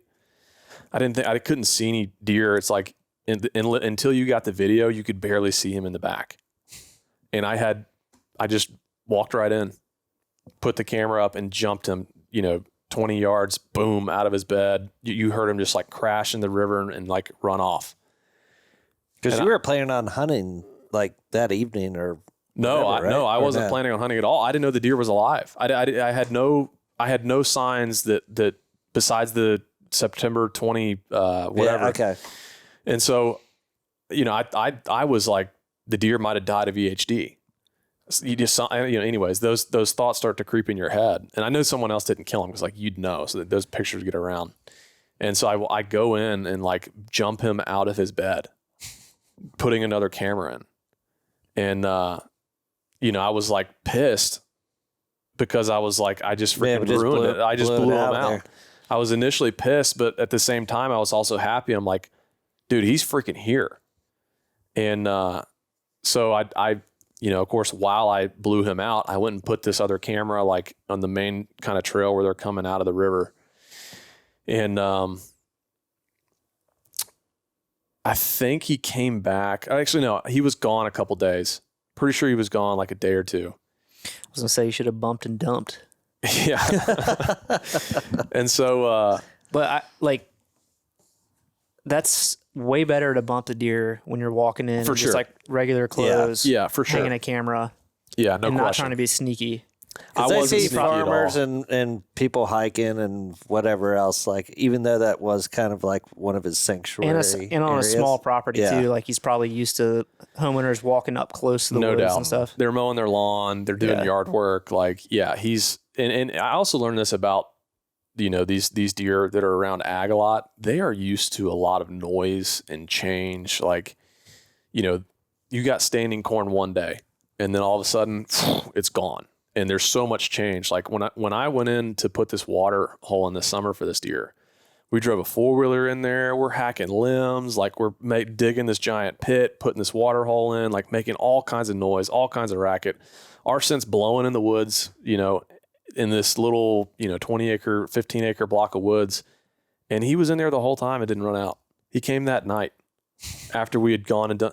So like they are very used to activity changes, but they know the difference obviously in like danger.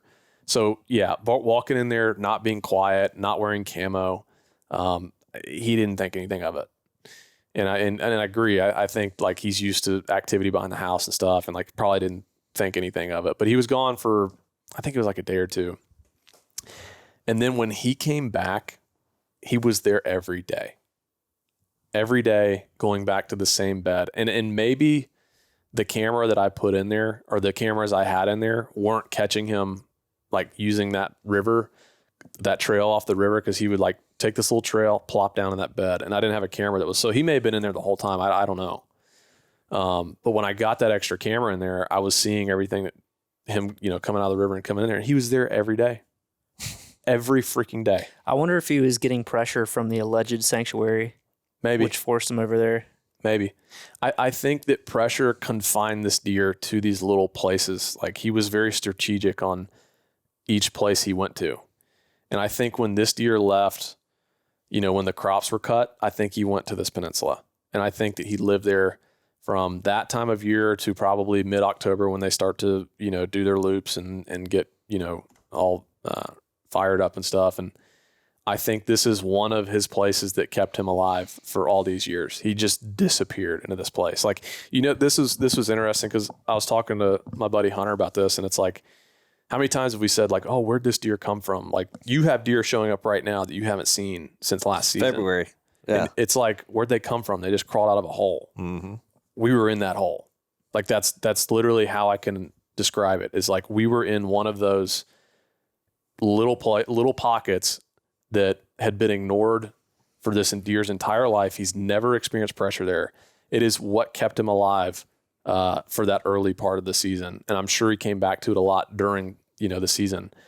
But I think he was perfectly positioned on this peninsula, and like depending on which way the wind is blowing, he'd face like certain directions and stuff. And I think it was just a place where he was so confident that he was untouchable in there.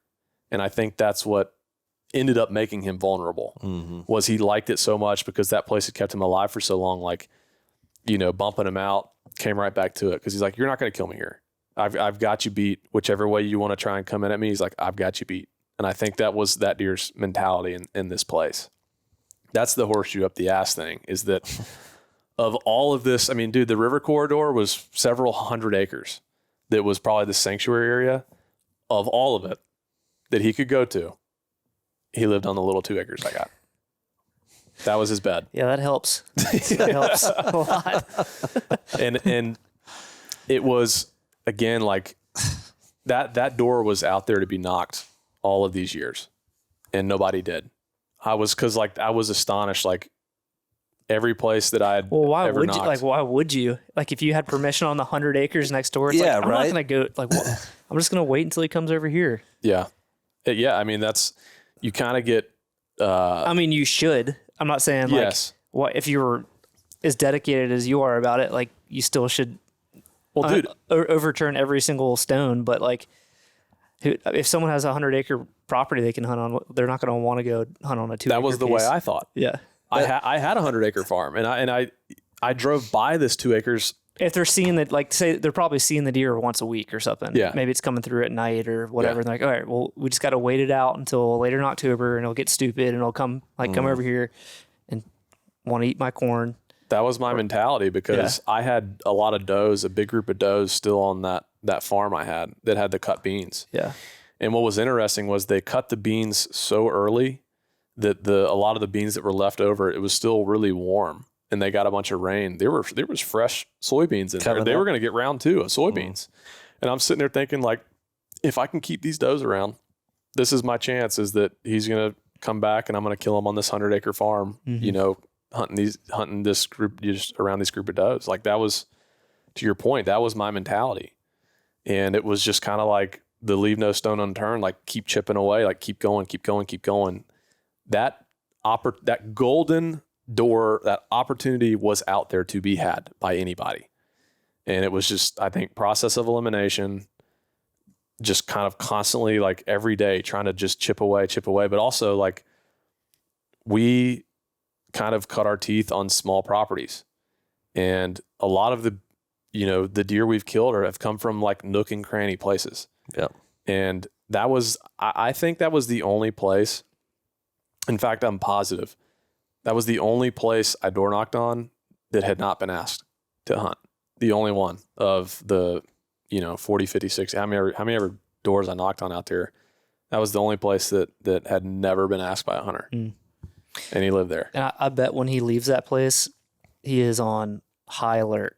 Oh, Extremely. Which would make it so hard to kill that deer once he leaves the sanctuary.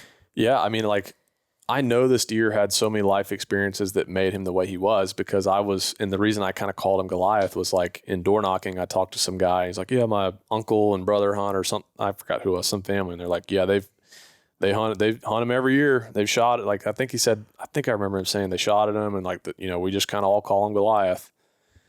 And you don't know if they're talking about that deer or some other deer, but, like, I mean, odds are it's that deer. And so that's kind of why. Pretty good name. It's such a stereotypical, like, Unoriginal. so unoriginal. But it was like, that guy's they're already calling him Goliath. He might as well just be Goliath, whatever. So the tricky part in access too with this place, like, we were coming out of these people's backyard and it was like maybe 8 yards, maybe 10 yards tops from when we left their backyard to the tree we were getting in. Like, the access was extremely short. And I remember when I was with Cody and we hung that stand, I was like, dude, this is a kill spot. You can get in this tree. Like, these deer are not going to know you're here. The access was like, everything that we've learned about small property game, like, and it just, like, it's, I'm not gonna say it's meant to be, but it certainly feels that way, because so many things fell into place. Like, that place could have said no, and I never would have found the deer there, never would have bumped him that day, never would have hunted him there, and I'd probably be still right now be trying to hunt him on that 100-acre farm, waiting for him to come chase some does around. Yeah. So after you bumped him, he came back. How many sits did it take to kill him? So this is what was really tricky about that place, and why I think you really loved it so much, was he was really, really hard to get to.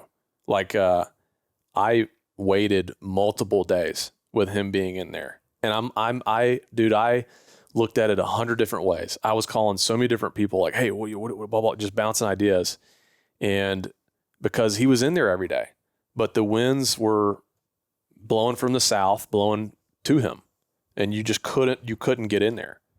And so it's like, no matter what way you looked at it, you could not hunt this deer with any bit of a south wind.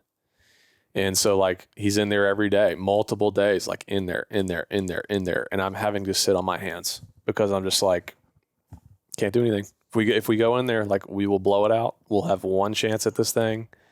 And I saw in the prediction, shout out Spartan Forge. I think they have the best weather predictions, wind predictions in particular. But I saw in Spartan Forge on the intel that there was north winds coming, like several days out, like later in the week. I saw them coming, and I was like, okay, like that's our window.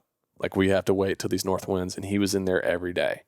And Even on the north winds, what was he coming in and bedding in the same spot as he did on the south wind? The same bed. Bed every day? Same bed. Like it's not like he bedded That on is this so side, rare. this side.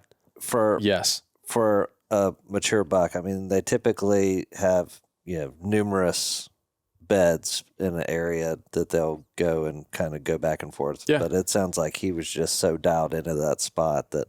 Yeah, you'd think that they like had a general area and they would shift beds according to different winds and things like that. But dude, it was the exact same bed. Like not 5 foot that way, not 5 foot that way. Because I walked in after we shot him. I walked in and looked at it, and it wasn't like it was beat down. It was one bed. It is so similar to like so many of the stories we've had in Atlanta. I think one of them was maybe it was Lefty. Yeah, it was Lefty, where it's like a deer gets so confident on a piece of property because they figure out exactly how to cover the whole thing. Yeah, they can see all the access points. They bed in a spot where they can like get all they can probably cover 340 degrees of wind. Like all the wind's going to funnel down to them. And so they just know like no one's going to sneak in on me. And even when we bumped them multiple times, like we heard them, I guess, one morning sneak off after we tried to get in the stand, but they just come back because they're like, well, this is perfect because I saw him try to get in the tree and I left. So I'll just do the same thing. Yeah. He had us pegged. It was like he knew where we came in, and when he figured that out, it was like he had the advantage every time. So they don't have to play like the stay unpredictable, always keep moving game when they get that confident. Yeah.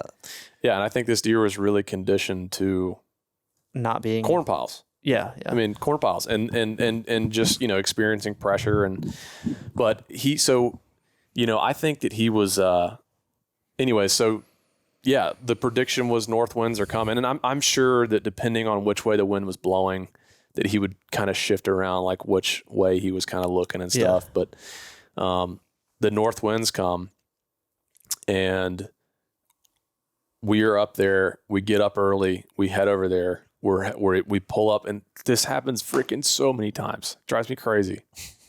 We pull up to go get in there, and he's in there. And we were in there like pretty early. It's not like we were, like, oh, we're going to get in the stand like 10 minutes before light. Like we were in there early, and he showed up on one of the cameras in there, like as we're pulling up.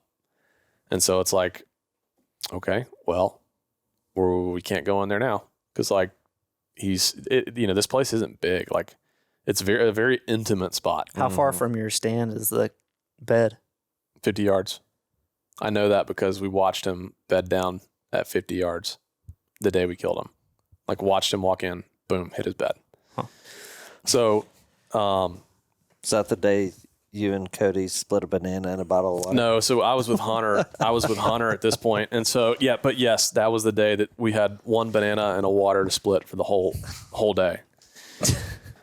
So this deer, he's in there early. He beats us in there. We're kind of like, just like deciding, trying to figure out something to do. And so basically what we decided to do, because we couldn't just go in there. Basically what we decided to do was, and this was my thinking, and I asked some buddies too, but the winds were the strongest at like 2:00. It was really calm that morning. Like there's no way to get in there. And so we waited until the winds were the strongest, where it's giving a little bit more sound, a little bit more concealment of movement. And I had raked a trail out, to get into this stand quiet. And so we were like, all right, we're going to wait until, and we're like, I wanted a little bit of a stiffer wind, because it's like, also you're going to be so close to this deer, like one wrong swirl in there and it's done. So we waited till like 2:00 or 3:00 when it was like the highest. And I also was like, I think that he hopefully would be kind of like snoozing, like pretty lackadaisical if we got in early enough, like, maybe catch him half asleep. So we go in there, and like I jumped him out of his bed. I saw exactly where he jumped out of. So I knew where he was most likely going to be at. I also watched him bed down one day too. But so we kind of like took an approach that kept enough like cover in between us and him.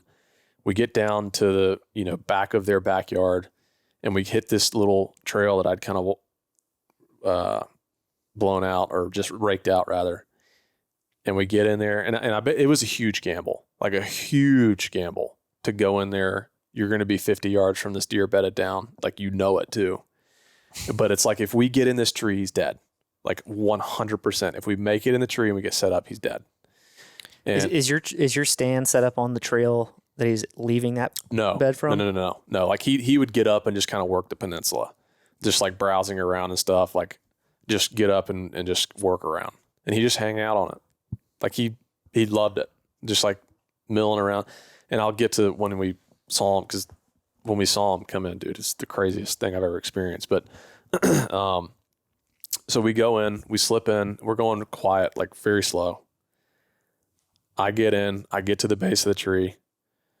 Hunter's behind me. He's at the base of the tree. And I'm just going up like real slow. Just like really, really slow. I get to the top, and I'm like basically in this, you know, about to step in the stand. And I heard, and there was a lot of activity behind the house. Like, some guy was cutting limbs and mowing, and like there was a lot of activity.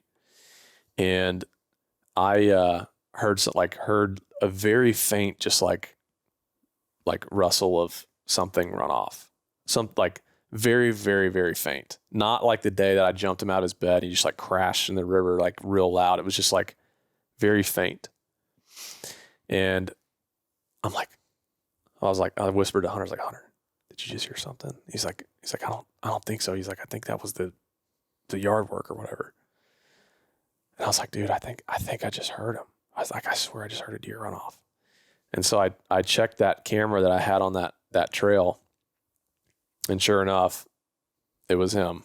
And he jumped, basically, in my mind, I thought that we had bumped him, spooked him, and he ran out of there. And so, like, dude, immediately in my heart, I was like, it's over. Like, it's over. Like, I was like, we had it and we blew it. It's done.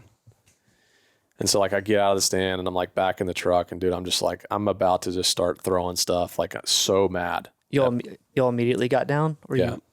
Yeah. Like the video, the thumbnail that I was sent, like, that I got, it was, I mean, him clearly running out. And I was like, dude, I was so mad.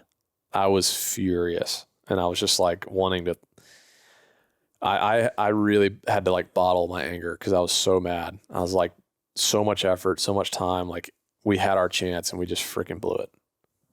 And so I was like, again, really mad. I end up getting, Were you mad? Yeah, I was mad. I end up getting the video sent to me like later that afternoon. And it was weird. Like, when the second I saw the video, I knew that he wasn't spooked. He didn't run off. It was just like it was almost like he just heard something. He didn't see, I don't think he saw us. I don't think he smelled us. It was like he just heard something that he wasn't 100% sure of, or was like, you know, there was a lot of activity going around behind the house and stuff. Like, if it was just a little too much for him, and he just kind of like got up and like trotted, but like you could tell, like, moseyed off. The second I saw it, I was like, he's not spooked. Like, he's not. And I thought it was done, but like the second I saw the video, I was like, he is not acting like a deer that is like spooked, like a bat out of hell, like blown out of there. It was just something that probably he wasn't even sure about, that just, you know, he just kind of got out of there. So we go back early the next morning, get in, and I didn't see him in there that night at all, but like just in the chance, like, again, I was like, confidence, this deer is going to have so much confidence in this place. He's going to come back. Like, it's what's kept him alive. Like, I think he feels untouchable in this place. Like, so we got back in again, like we only had a few days of a north wind, which was a very small window. Well, I also knew we were against the clock, because this deer is going to start to transition and move. So it's like, we got to take every chance we can. And so we got in early, and we're sitting there, nothing. And then at like, you know, 15, 20 minutes after sunrise, like, you know, first light, we see him walk in, and he walks in Hunter saw him first, like across the river, and bed down in his bed. 50 yards. And we're sitting there and we're like, dude, we're going to be here all day. I brought one banana just in case. I was like, just in case he comes back and beds down and we have to wait all day for him to get up in the evening, I'm going to bring a banana just to maybe ration it out. That's the most prepared you've ever been. Yeah, I'm pretty dialed on that. And Hunter, thank God, brought one bottle of water. He accidentally brought the banana. The banana was You didn't even have water? I didn't bring water. And I was like, Hunter, did you bring water? And he was like, I brought a bottle. and we were fully committed to be there sun up to sundown with a bottle of water to split and a half a banana each. And we were like, this is going to suck. And we're in saddles too. You know, it's like a saddle all day long. That's brutal. And but we were like, there's a 200 deer bed at 50 yards away from us. What are we going to do? Like, we're not getting out of here. I'd be okay in a saddle. So I knew that this deer was going to get up midday at some point and shift around. Like, you know, if he just readjusted and maybe milled around for a second and plopped down in his bed. Like, I knew he was going to get up at some point middle of the day. I didn't think he was going to come in. I just thought he was just going to like get up, like mosey around kind of within a few feet of his bed, 10 feet of his bed, and then just like plop back down, readjust, whatever. So I think at like 10 o'clock, I think he came in 7:30-ish, you know, give or take 15, 20 minutes, something like that. And at 10 o'clock ballpark, the deer stands up. And I'm like, Hunter, he's up. And this deer stands up, kind of starts like immediately walking kind of towards us a bit. And I was like, dude, he's coming. He is freaking coming. And so the deer walks and gets to, I don't know, you know, 45 yards and just like stands and stops and just like looking around, analyzing everything. Just like the way you would picture an old, intelligent buck to maneuver is exactly what he did. He would take a step, just analyze, like look at like kind of everything, just looking around. Like he'd browse around, kind of throw his antlers up and stuff.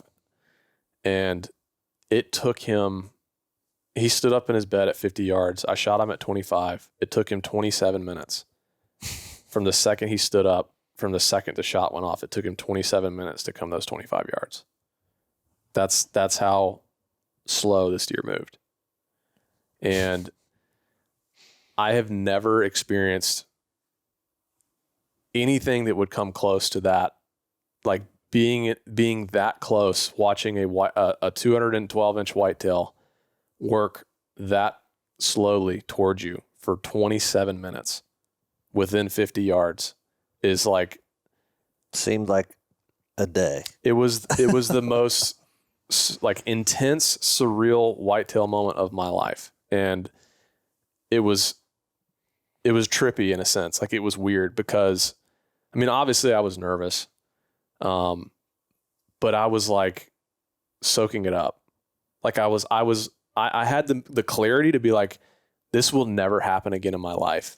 This is really happening right now. Like soak up every second you can. So I was not rushed for the shot. Like I was wanting to like almost enjoy it as long as I possibly could before I could shoot. And what did you not have a shot at all until he got to 25? So this is what's kind of funny. I could have shot multiple times. And Hunter to this day is like, dude, he was like, and after the fact, he was like, dude, I was going to kill you. Like if that deer, dude, he would like got he would and look at ran us. or something. He would look at us. And it was like, you know, I think that he saw an object up there that he's kind of analyzing. And dude, I was just like trying to just hide behind my bow, like as much as I possibly could. And we're behind this tree and there's a lot of covers. Like I knew we were good, but he would definitely look at us and it's just analyzing probably this blob up there. And there were definitely times where I was letting my nerves get the best of me and I start shaking. Like I remember trying to range find him and I'm like, I can't even get my rangefinder like on the deer.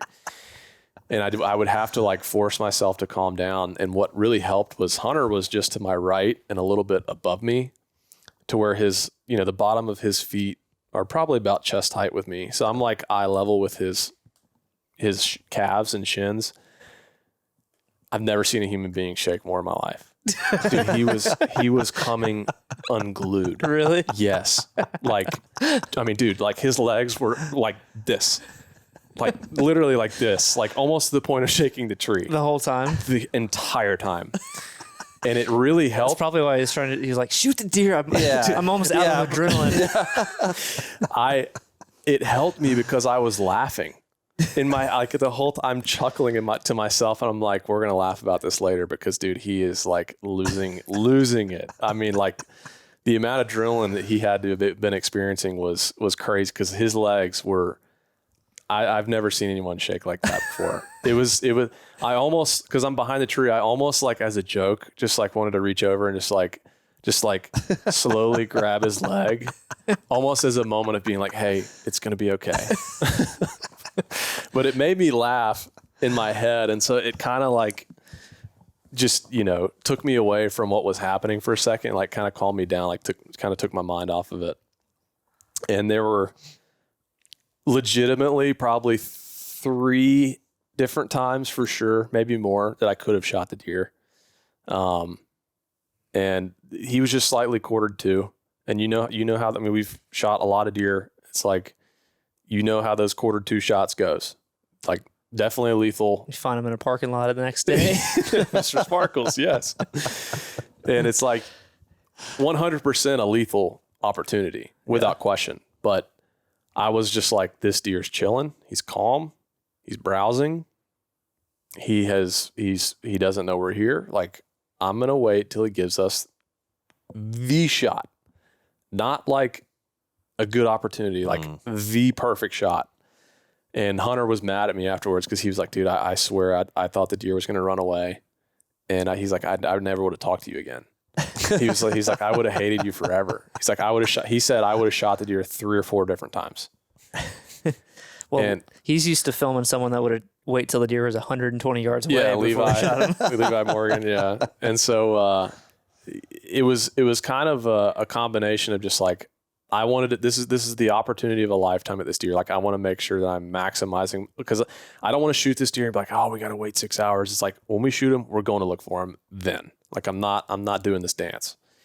And, it was a combination of that and a combination of like, I literally was just trying to soak it up as long as I didn't want it to be over. It was weird. Like, I've never really felt that way, because you're always kind of wanting it to be over. Like, and that's where people rush stuff. But I was like, I don't want this to be over. Like, I almost didn't want to shoot him, because I was just like, I want to watch him a little bit longer. Like, this is crazy. And, so for 27 minutes, we watched him walk in, and he's just literally just browsing, just, eating just random browse. I mean, dude, I remember one time he like picks his head up and is just like, kind of just like throwing his rack back and stuff like this that. This thing's heavy. Yeah. And 25 yards. Is the kill clip all one continuous 27-minute clip? Should we make the episode that clip uncut? I think you have to. I think you're gonna have to. I think you have to. I've thought about that too. I think you have to. Because I think being able to watch a deer of that caliber for that long of a time is, like you said, it's something doesn't that happen. You don't see. Like, I was living, I think the best way to put it is like, I was living in the moment, because I recognized when it was happening. I was like, this is the peak of my whitetail hunting life without question. I don't want it to end. And I felt that way the whole time. And it's like the 20. So yes, I've thought about that. Like, I think we let the whole thing play. It's like, I think it would not do it justice if you cut it down to like 5 minutes, and it would probably take away from like what the experience was. Mm-hmm. And, so we shot him, and he went and died in the sanctuary area, which I'd already been talking to those people and got retrieval permission. And I called and got retrieval permission, and I also got it in text message form, just again, like making sure everything's 100% covered. And, he took it. I mean, it was double long, like no doubter, but he took it. He probably went 120 yards and found him out in the river corridor, like in just a bunch of CRP. And yeah, dude, I mean, the rest is history. Like, it was, I don't know, man. It's I I'll tell you what was kind of a cool part was I was wearing some old freaking pants, camo pants I had since I was 16. I think I got them as a Christmas present, and You still can fit in them. can still fit in them. I've been about the same size since I was 16. It's impressive. I didn't really, like you kind of just are processing things as you go, but like I just was like sitting there, I'm like looking at my pants, and I was sitting there thinking like what all has happened since I first put those pants on, and I'm sitting here wearing them again, and like where we are and where we've come from, and it's just like it was just kind of like almost like flashbacks were happening in my head of just like the things, just, where you start 16 years old, like you dream of something like that, and to have lived it and experienced it. And it's like, it's happened, and you're sitting over this deer, and it's like, it was really, really hard to fathom, and just kind of like, it was really hard to sink in. Like it felt like a dream. The whole thing felt like a dream. And I remember telling Hunter, like right after the shot, I was just like in such disbelief. Like it was almost euphoric in a way. It's like hard to describe. But it felt like a dream. And I was just like, I'm going to wake up. Like it's just, that's really like the only way I can describe it. But Simulation. yeah. If there was a simulation, I was in it. So are you going to retire the pants? No, I love those pants. They're my favorite pair of pants. And, I don't know, man, it's just cool to look back on that. Like, when we were 16 years old, like door knocking, and just like, we never could have dreamt that it would have taken us to places we did. And then meeting Kendall at, 18 years old or whatever it is. And like the brotherhood and bond we have, and like just the things we've all gone through and like experienced, like gone through life together. It's just like the journey, I guess, we've kind of all embarked on. It's just like, Just getting started. It's just people crazy. having babies, people getting married. I know. It's just, I don't know. I've been very, I don't know. I'm in a weird place. Like and this leads me to like where to go from here. I know what y'all are going to say. Y'all are going to freaking laugh at me. Elk hunting. But I don't like,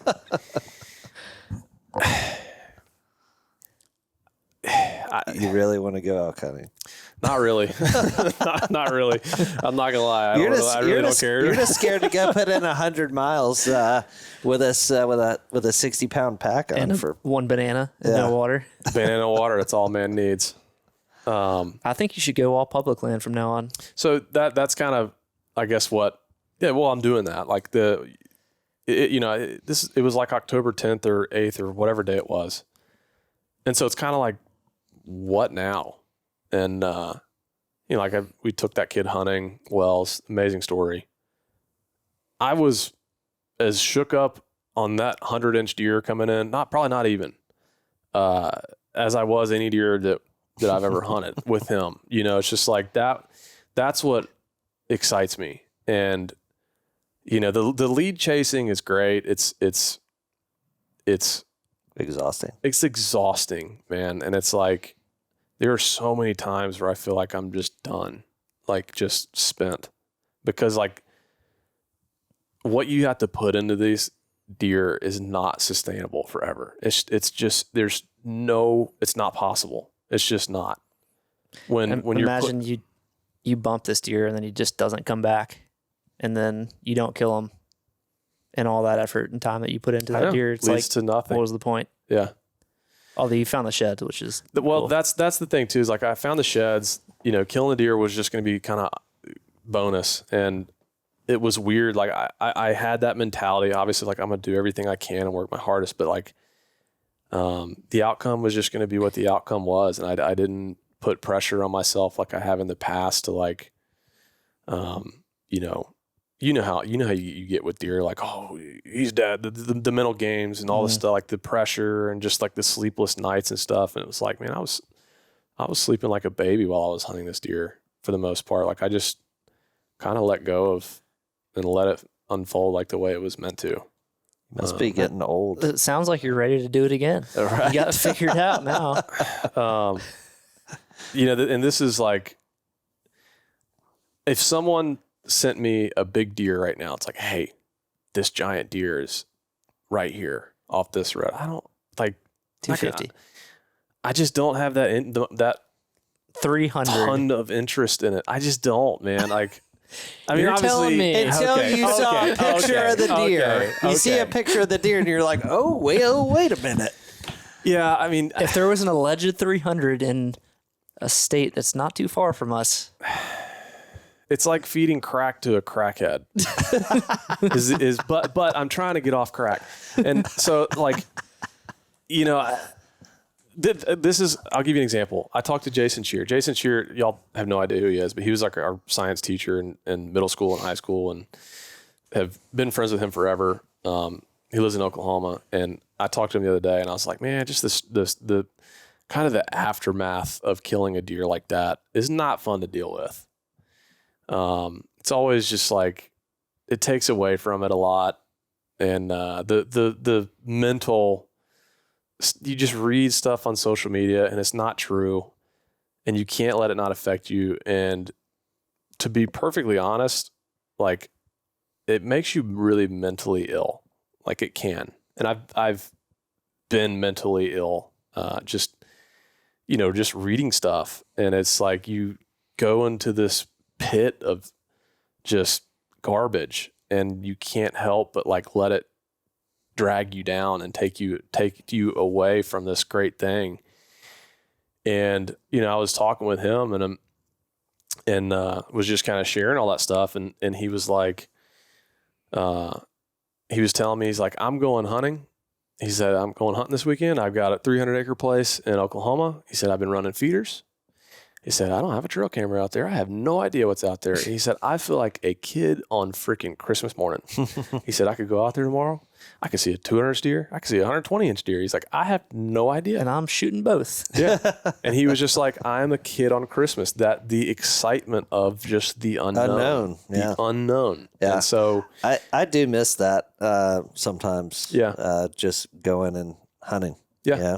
Yeah. It's we've become so accustomed to, one, for myself, I'm limited on time when I can hunt a lot because of work and family and other pursuits. And it's like, you want to capitalize on your time out in the woods, but sometimes it's just nice to be out in the woods. yeah.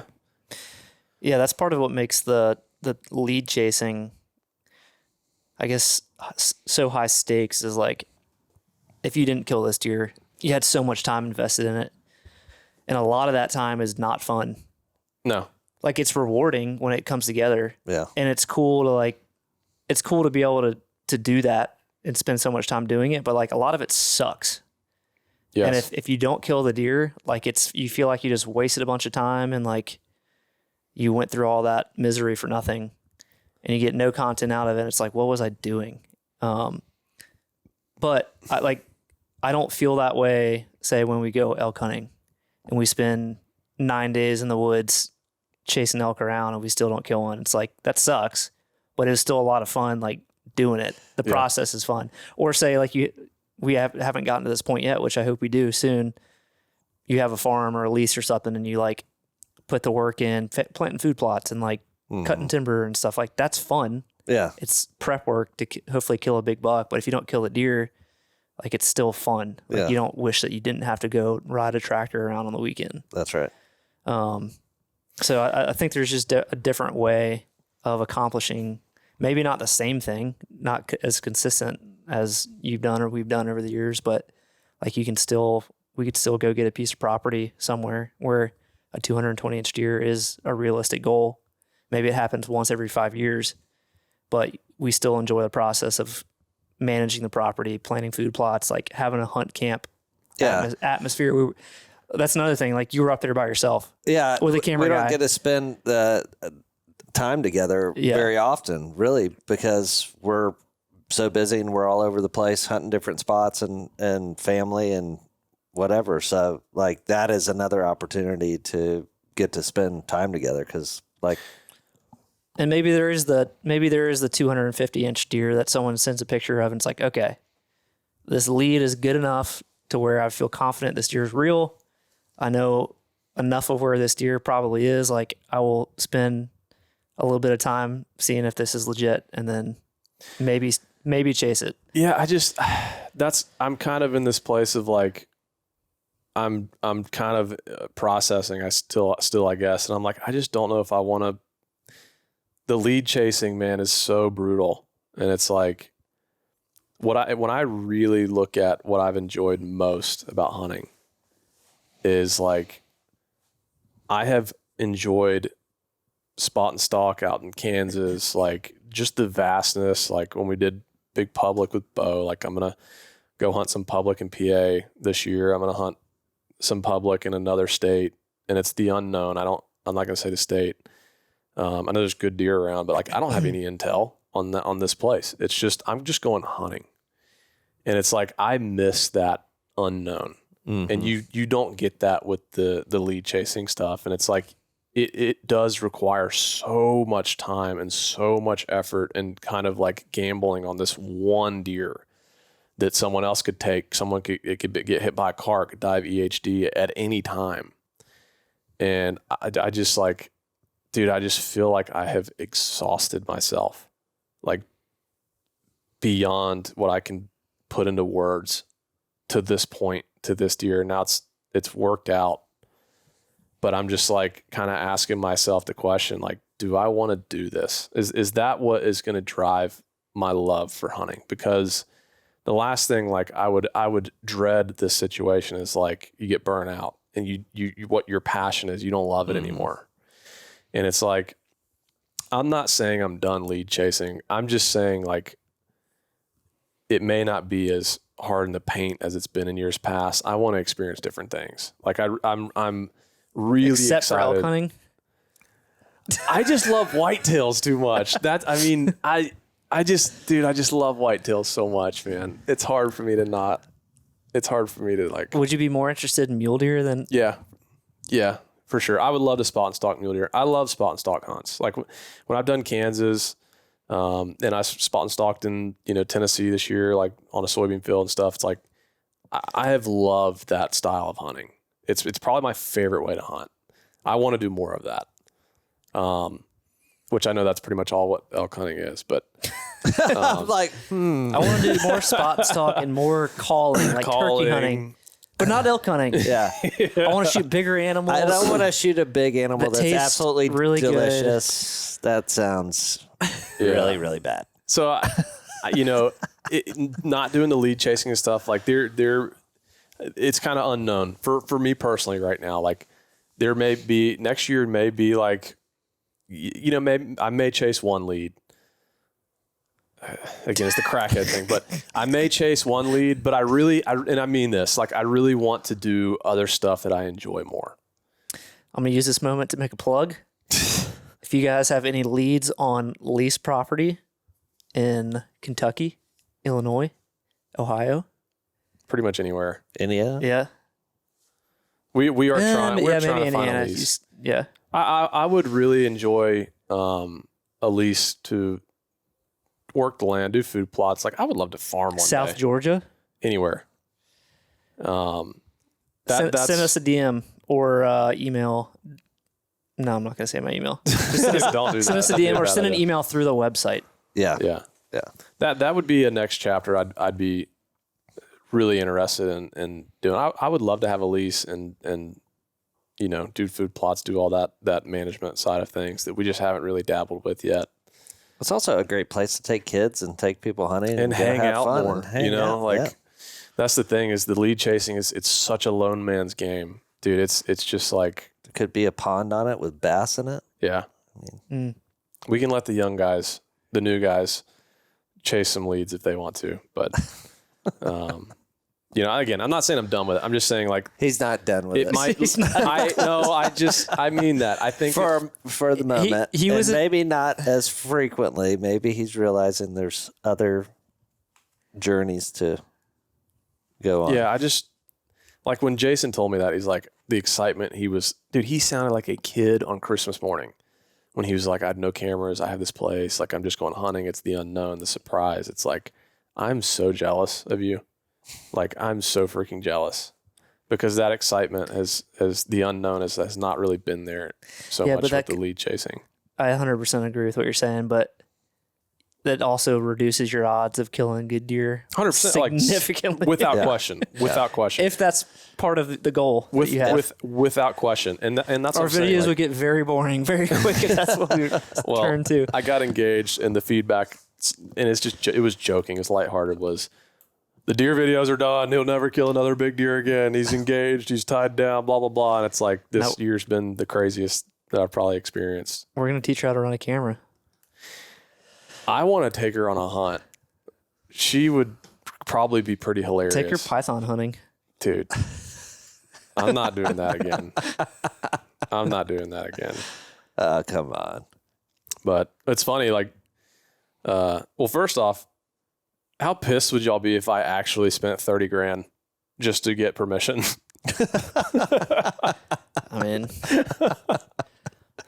depends how big the deer was, I guess. It's funny. I was talking to Cody, who has been with me on a lot of the big deer we've killed, and he's like, he was listening to the podcast where Spooks said that, and he was like, he said it pissed him off, and I was like, dude, it's just whatever, man, whatever, you know. And then he said he had a buddy call him and was like, and all the times you've been with Lee on these big deer trips, like, you ever seen him, like, is he paying money?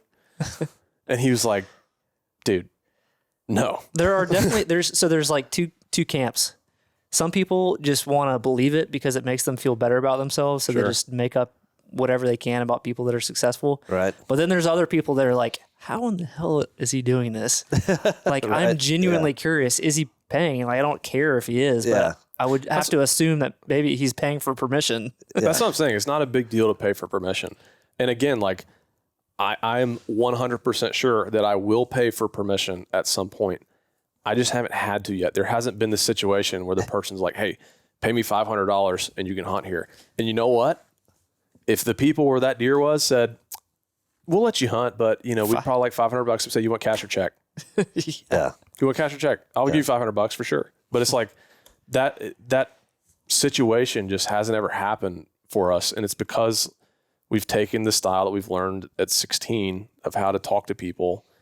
And we've met some great people over the years. Yeah. And I'm sure there's places that we could have gotten, that we got no's that we could have gotten if we offered money, but we just go to the next place.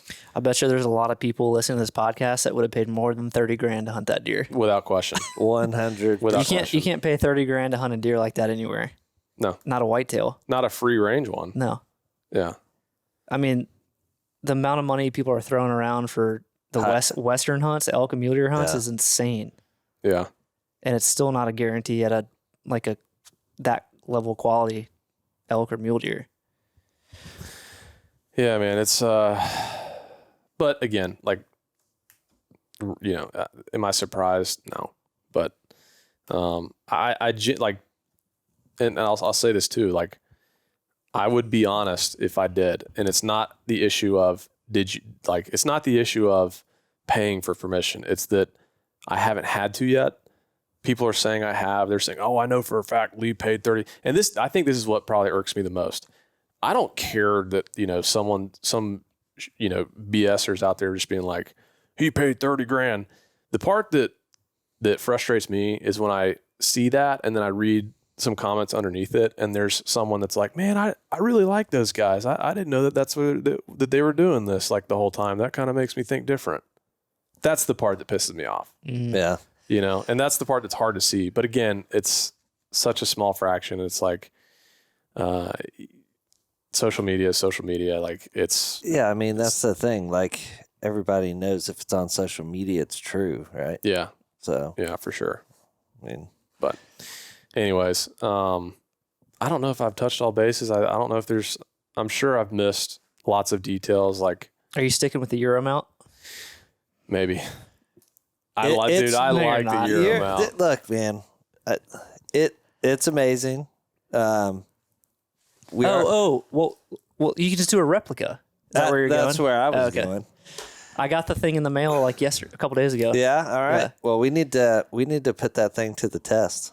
I would love to do these too. To Yeah. score. I got to do something with the sheds.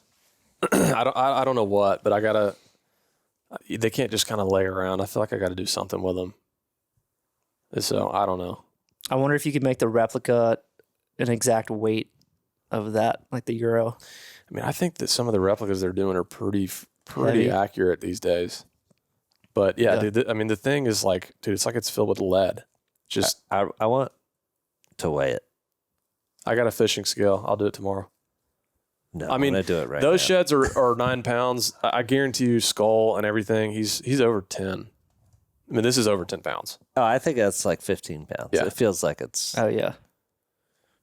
Yeah, it's crazy. It's Well- crazy. Congratulations. Yeah. Thank He was a that's- freaking giant. I'm gonna go hunt. And I wasn't surprised at all when you texted us and said he's dead. It's like the surprise emotion is fully worn off. Well, It didn't wear off for me. I was just like, I just kind of freaked out for a few minutes. Like, it was just crazy that whole story again.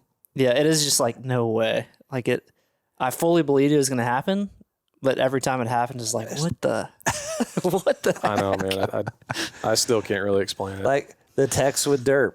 And then, this text, it was just like, Well, it's like we were in Ohio. You drive 9 hours. Dude, it's been a whirlwind. yeah. Drive 9 hours, kill the deer, drive 9 hours back the next day to stay on this one. It's just, It might be fun to do a video where we, the next like legitimate lead that we get, we let someone else chase it, and Just to see how film they them do. and just kind of see how they do. Which we could. I mean, seems like Jason Whitlow is the next big lead chaser. Dude, he's- of the Yeah, group. he's got some big uns. yeah, he's kind of the next. He's got the energy that maybe don't have right now to do the lead thing. Have we ever paid for leads, by the way? No. paid for leads. Yeah. People say that all the time. I'm How do you- remembering how, things. how does that work? Like, I'm remembering things now. Someone was. Yeah, it's like, oh, I might know. I'll tell you I a- might have a big deer to Yeah. send you on, but you're gonna have to give me $1,000. before I tell you, Like who? Yeah. First off, who would do that? You would be an idiot. People said we had a bunch of minions that were door knocking for us in all kinds of states. Like, that was an old rumor. That wasn't recent to this one, but one of the recent ones I'm not was opposed to that at all. we pay for leads. Like, dude, it's just, anyways, it's No. not as glorious as people make it out to but be. we will Sorry. pay for the lease that Yes, y'all send us the we are- lead on. yes, yes. So let's know. 100%. We are looking We for a will pay lease. for leases. For sure. I would love to get into some lease stuff for sure. And What's going to happen is I'm going to go just like nonchalant, try. Here's the other thing too. And I don't want to go down too dark a road. We've already talked for a long time, but I also don't want to jump on the bandwagon of like public land, like we kind of have a lane. We're running in that lane. People are like, I'd love to see this guy do it on, whatever. It's like, dude,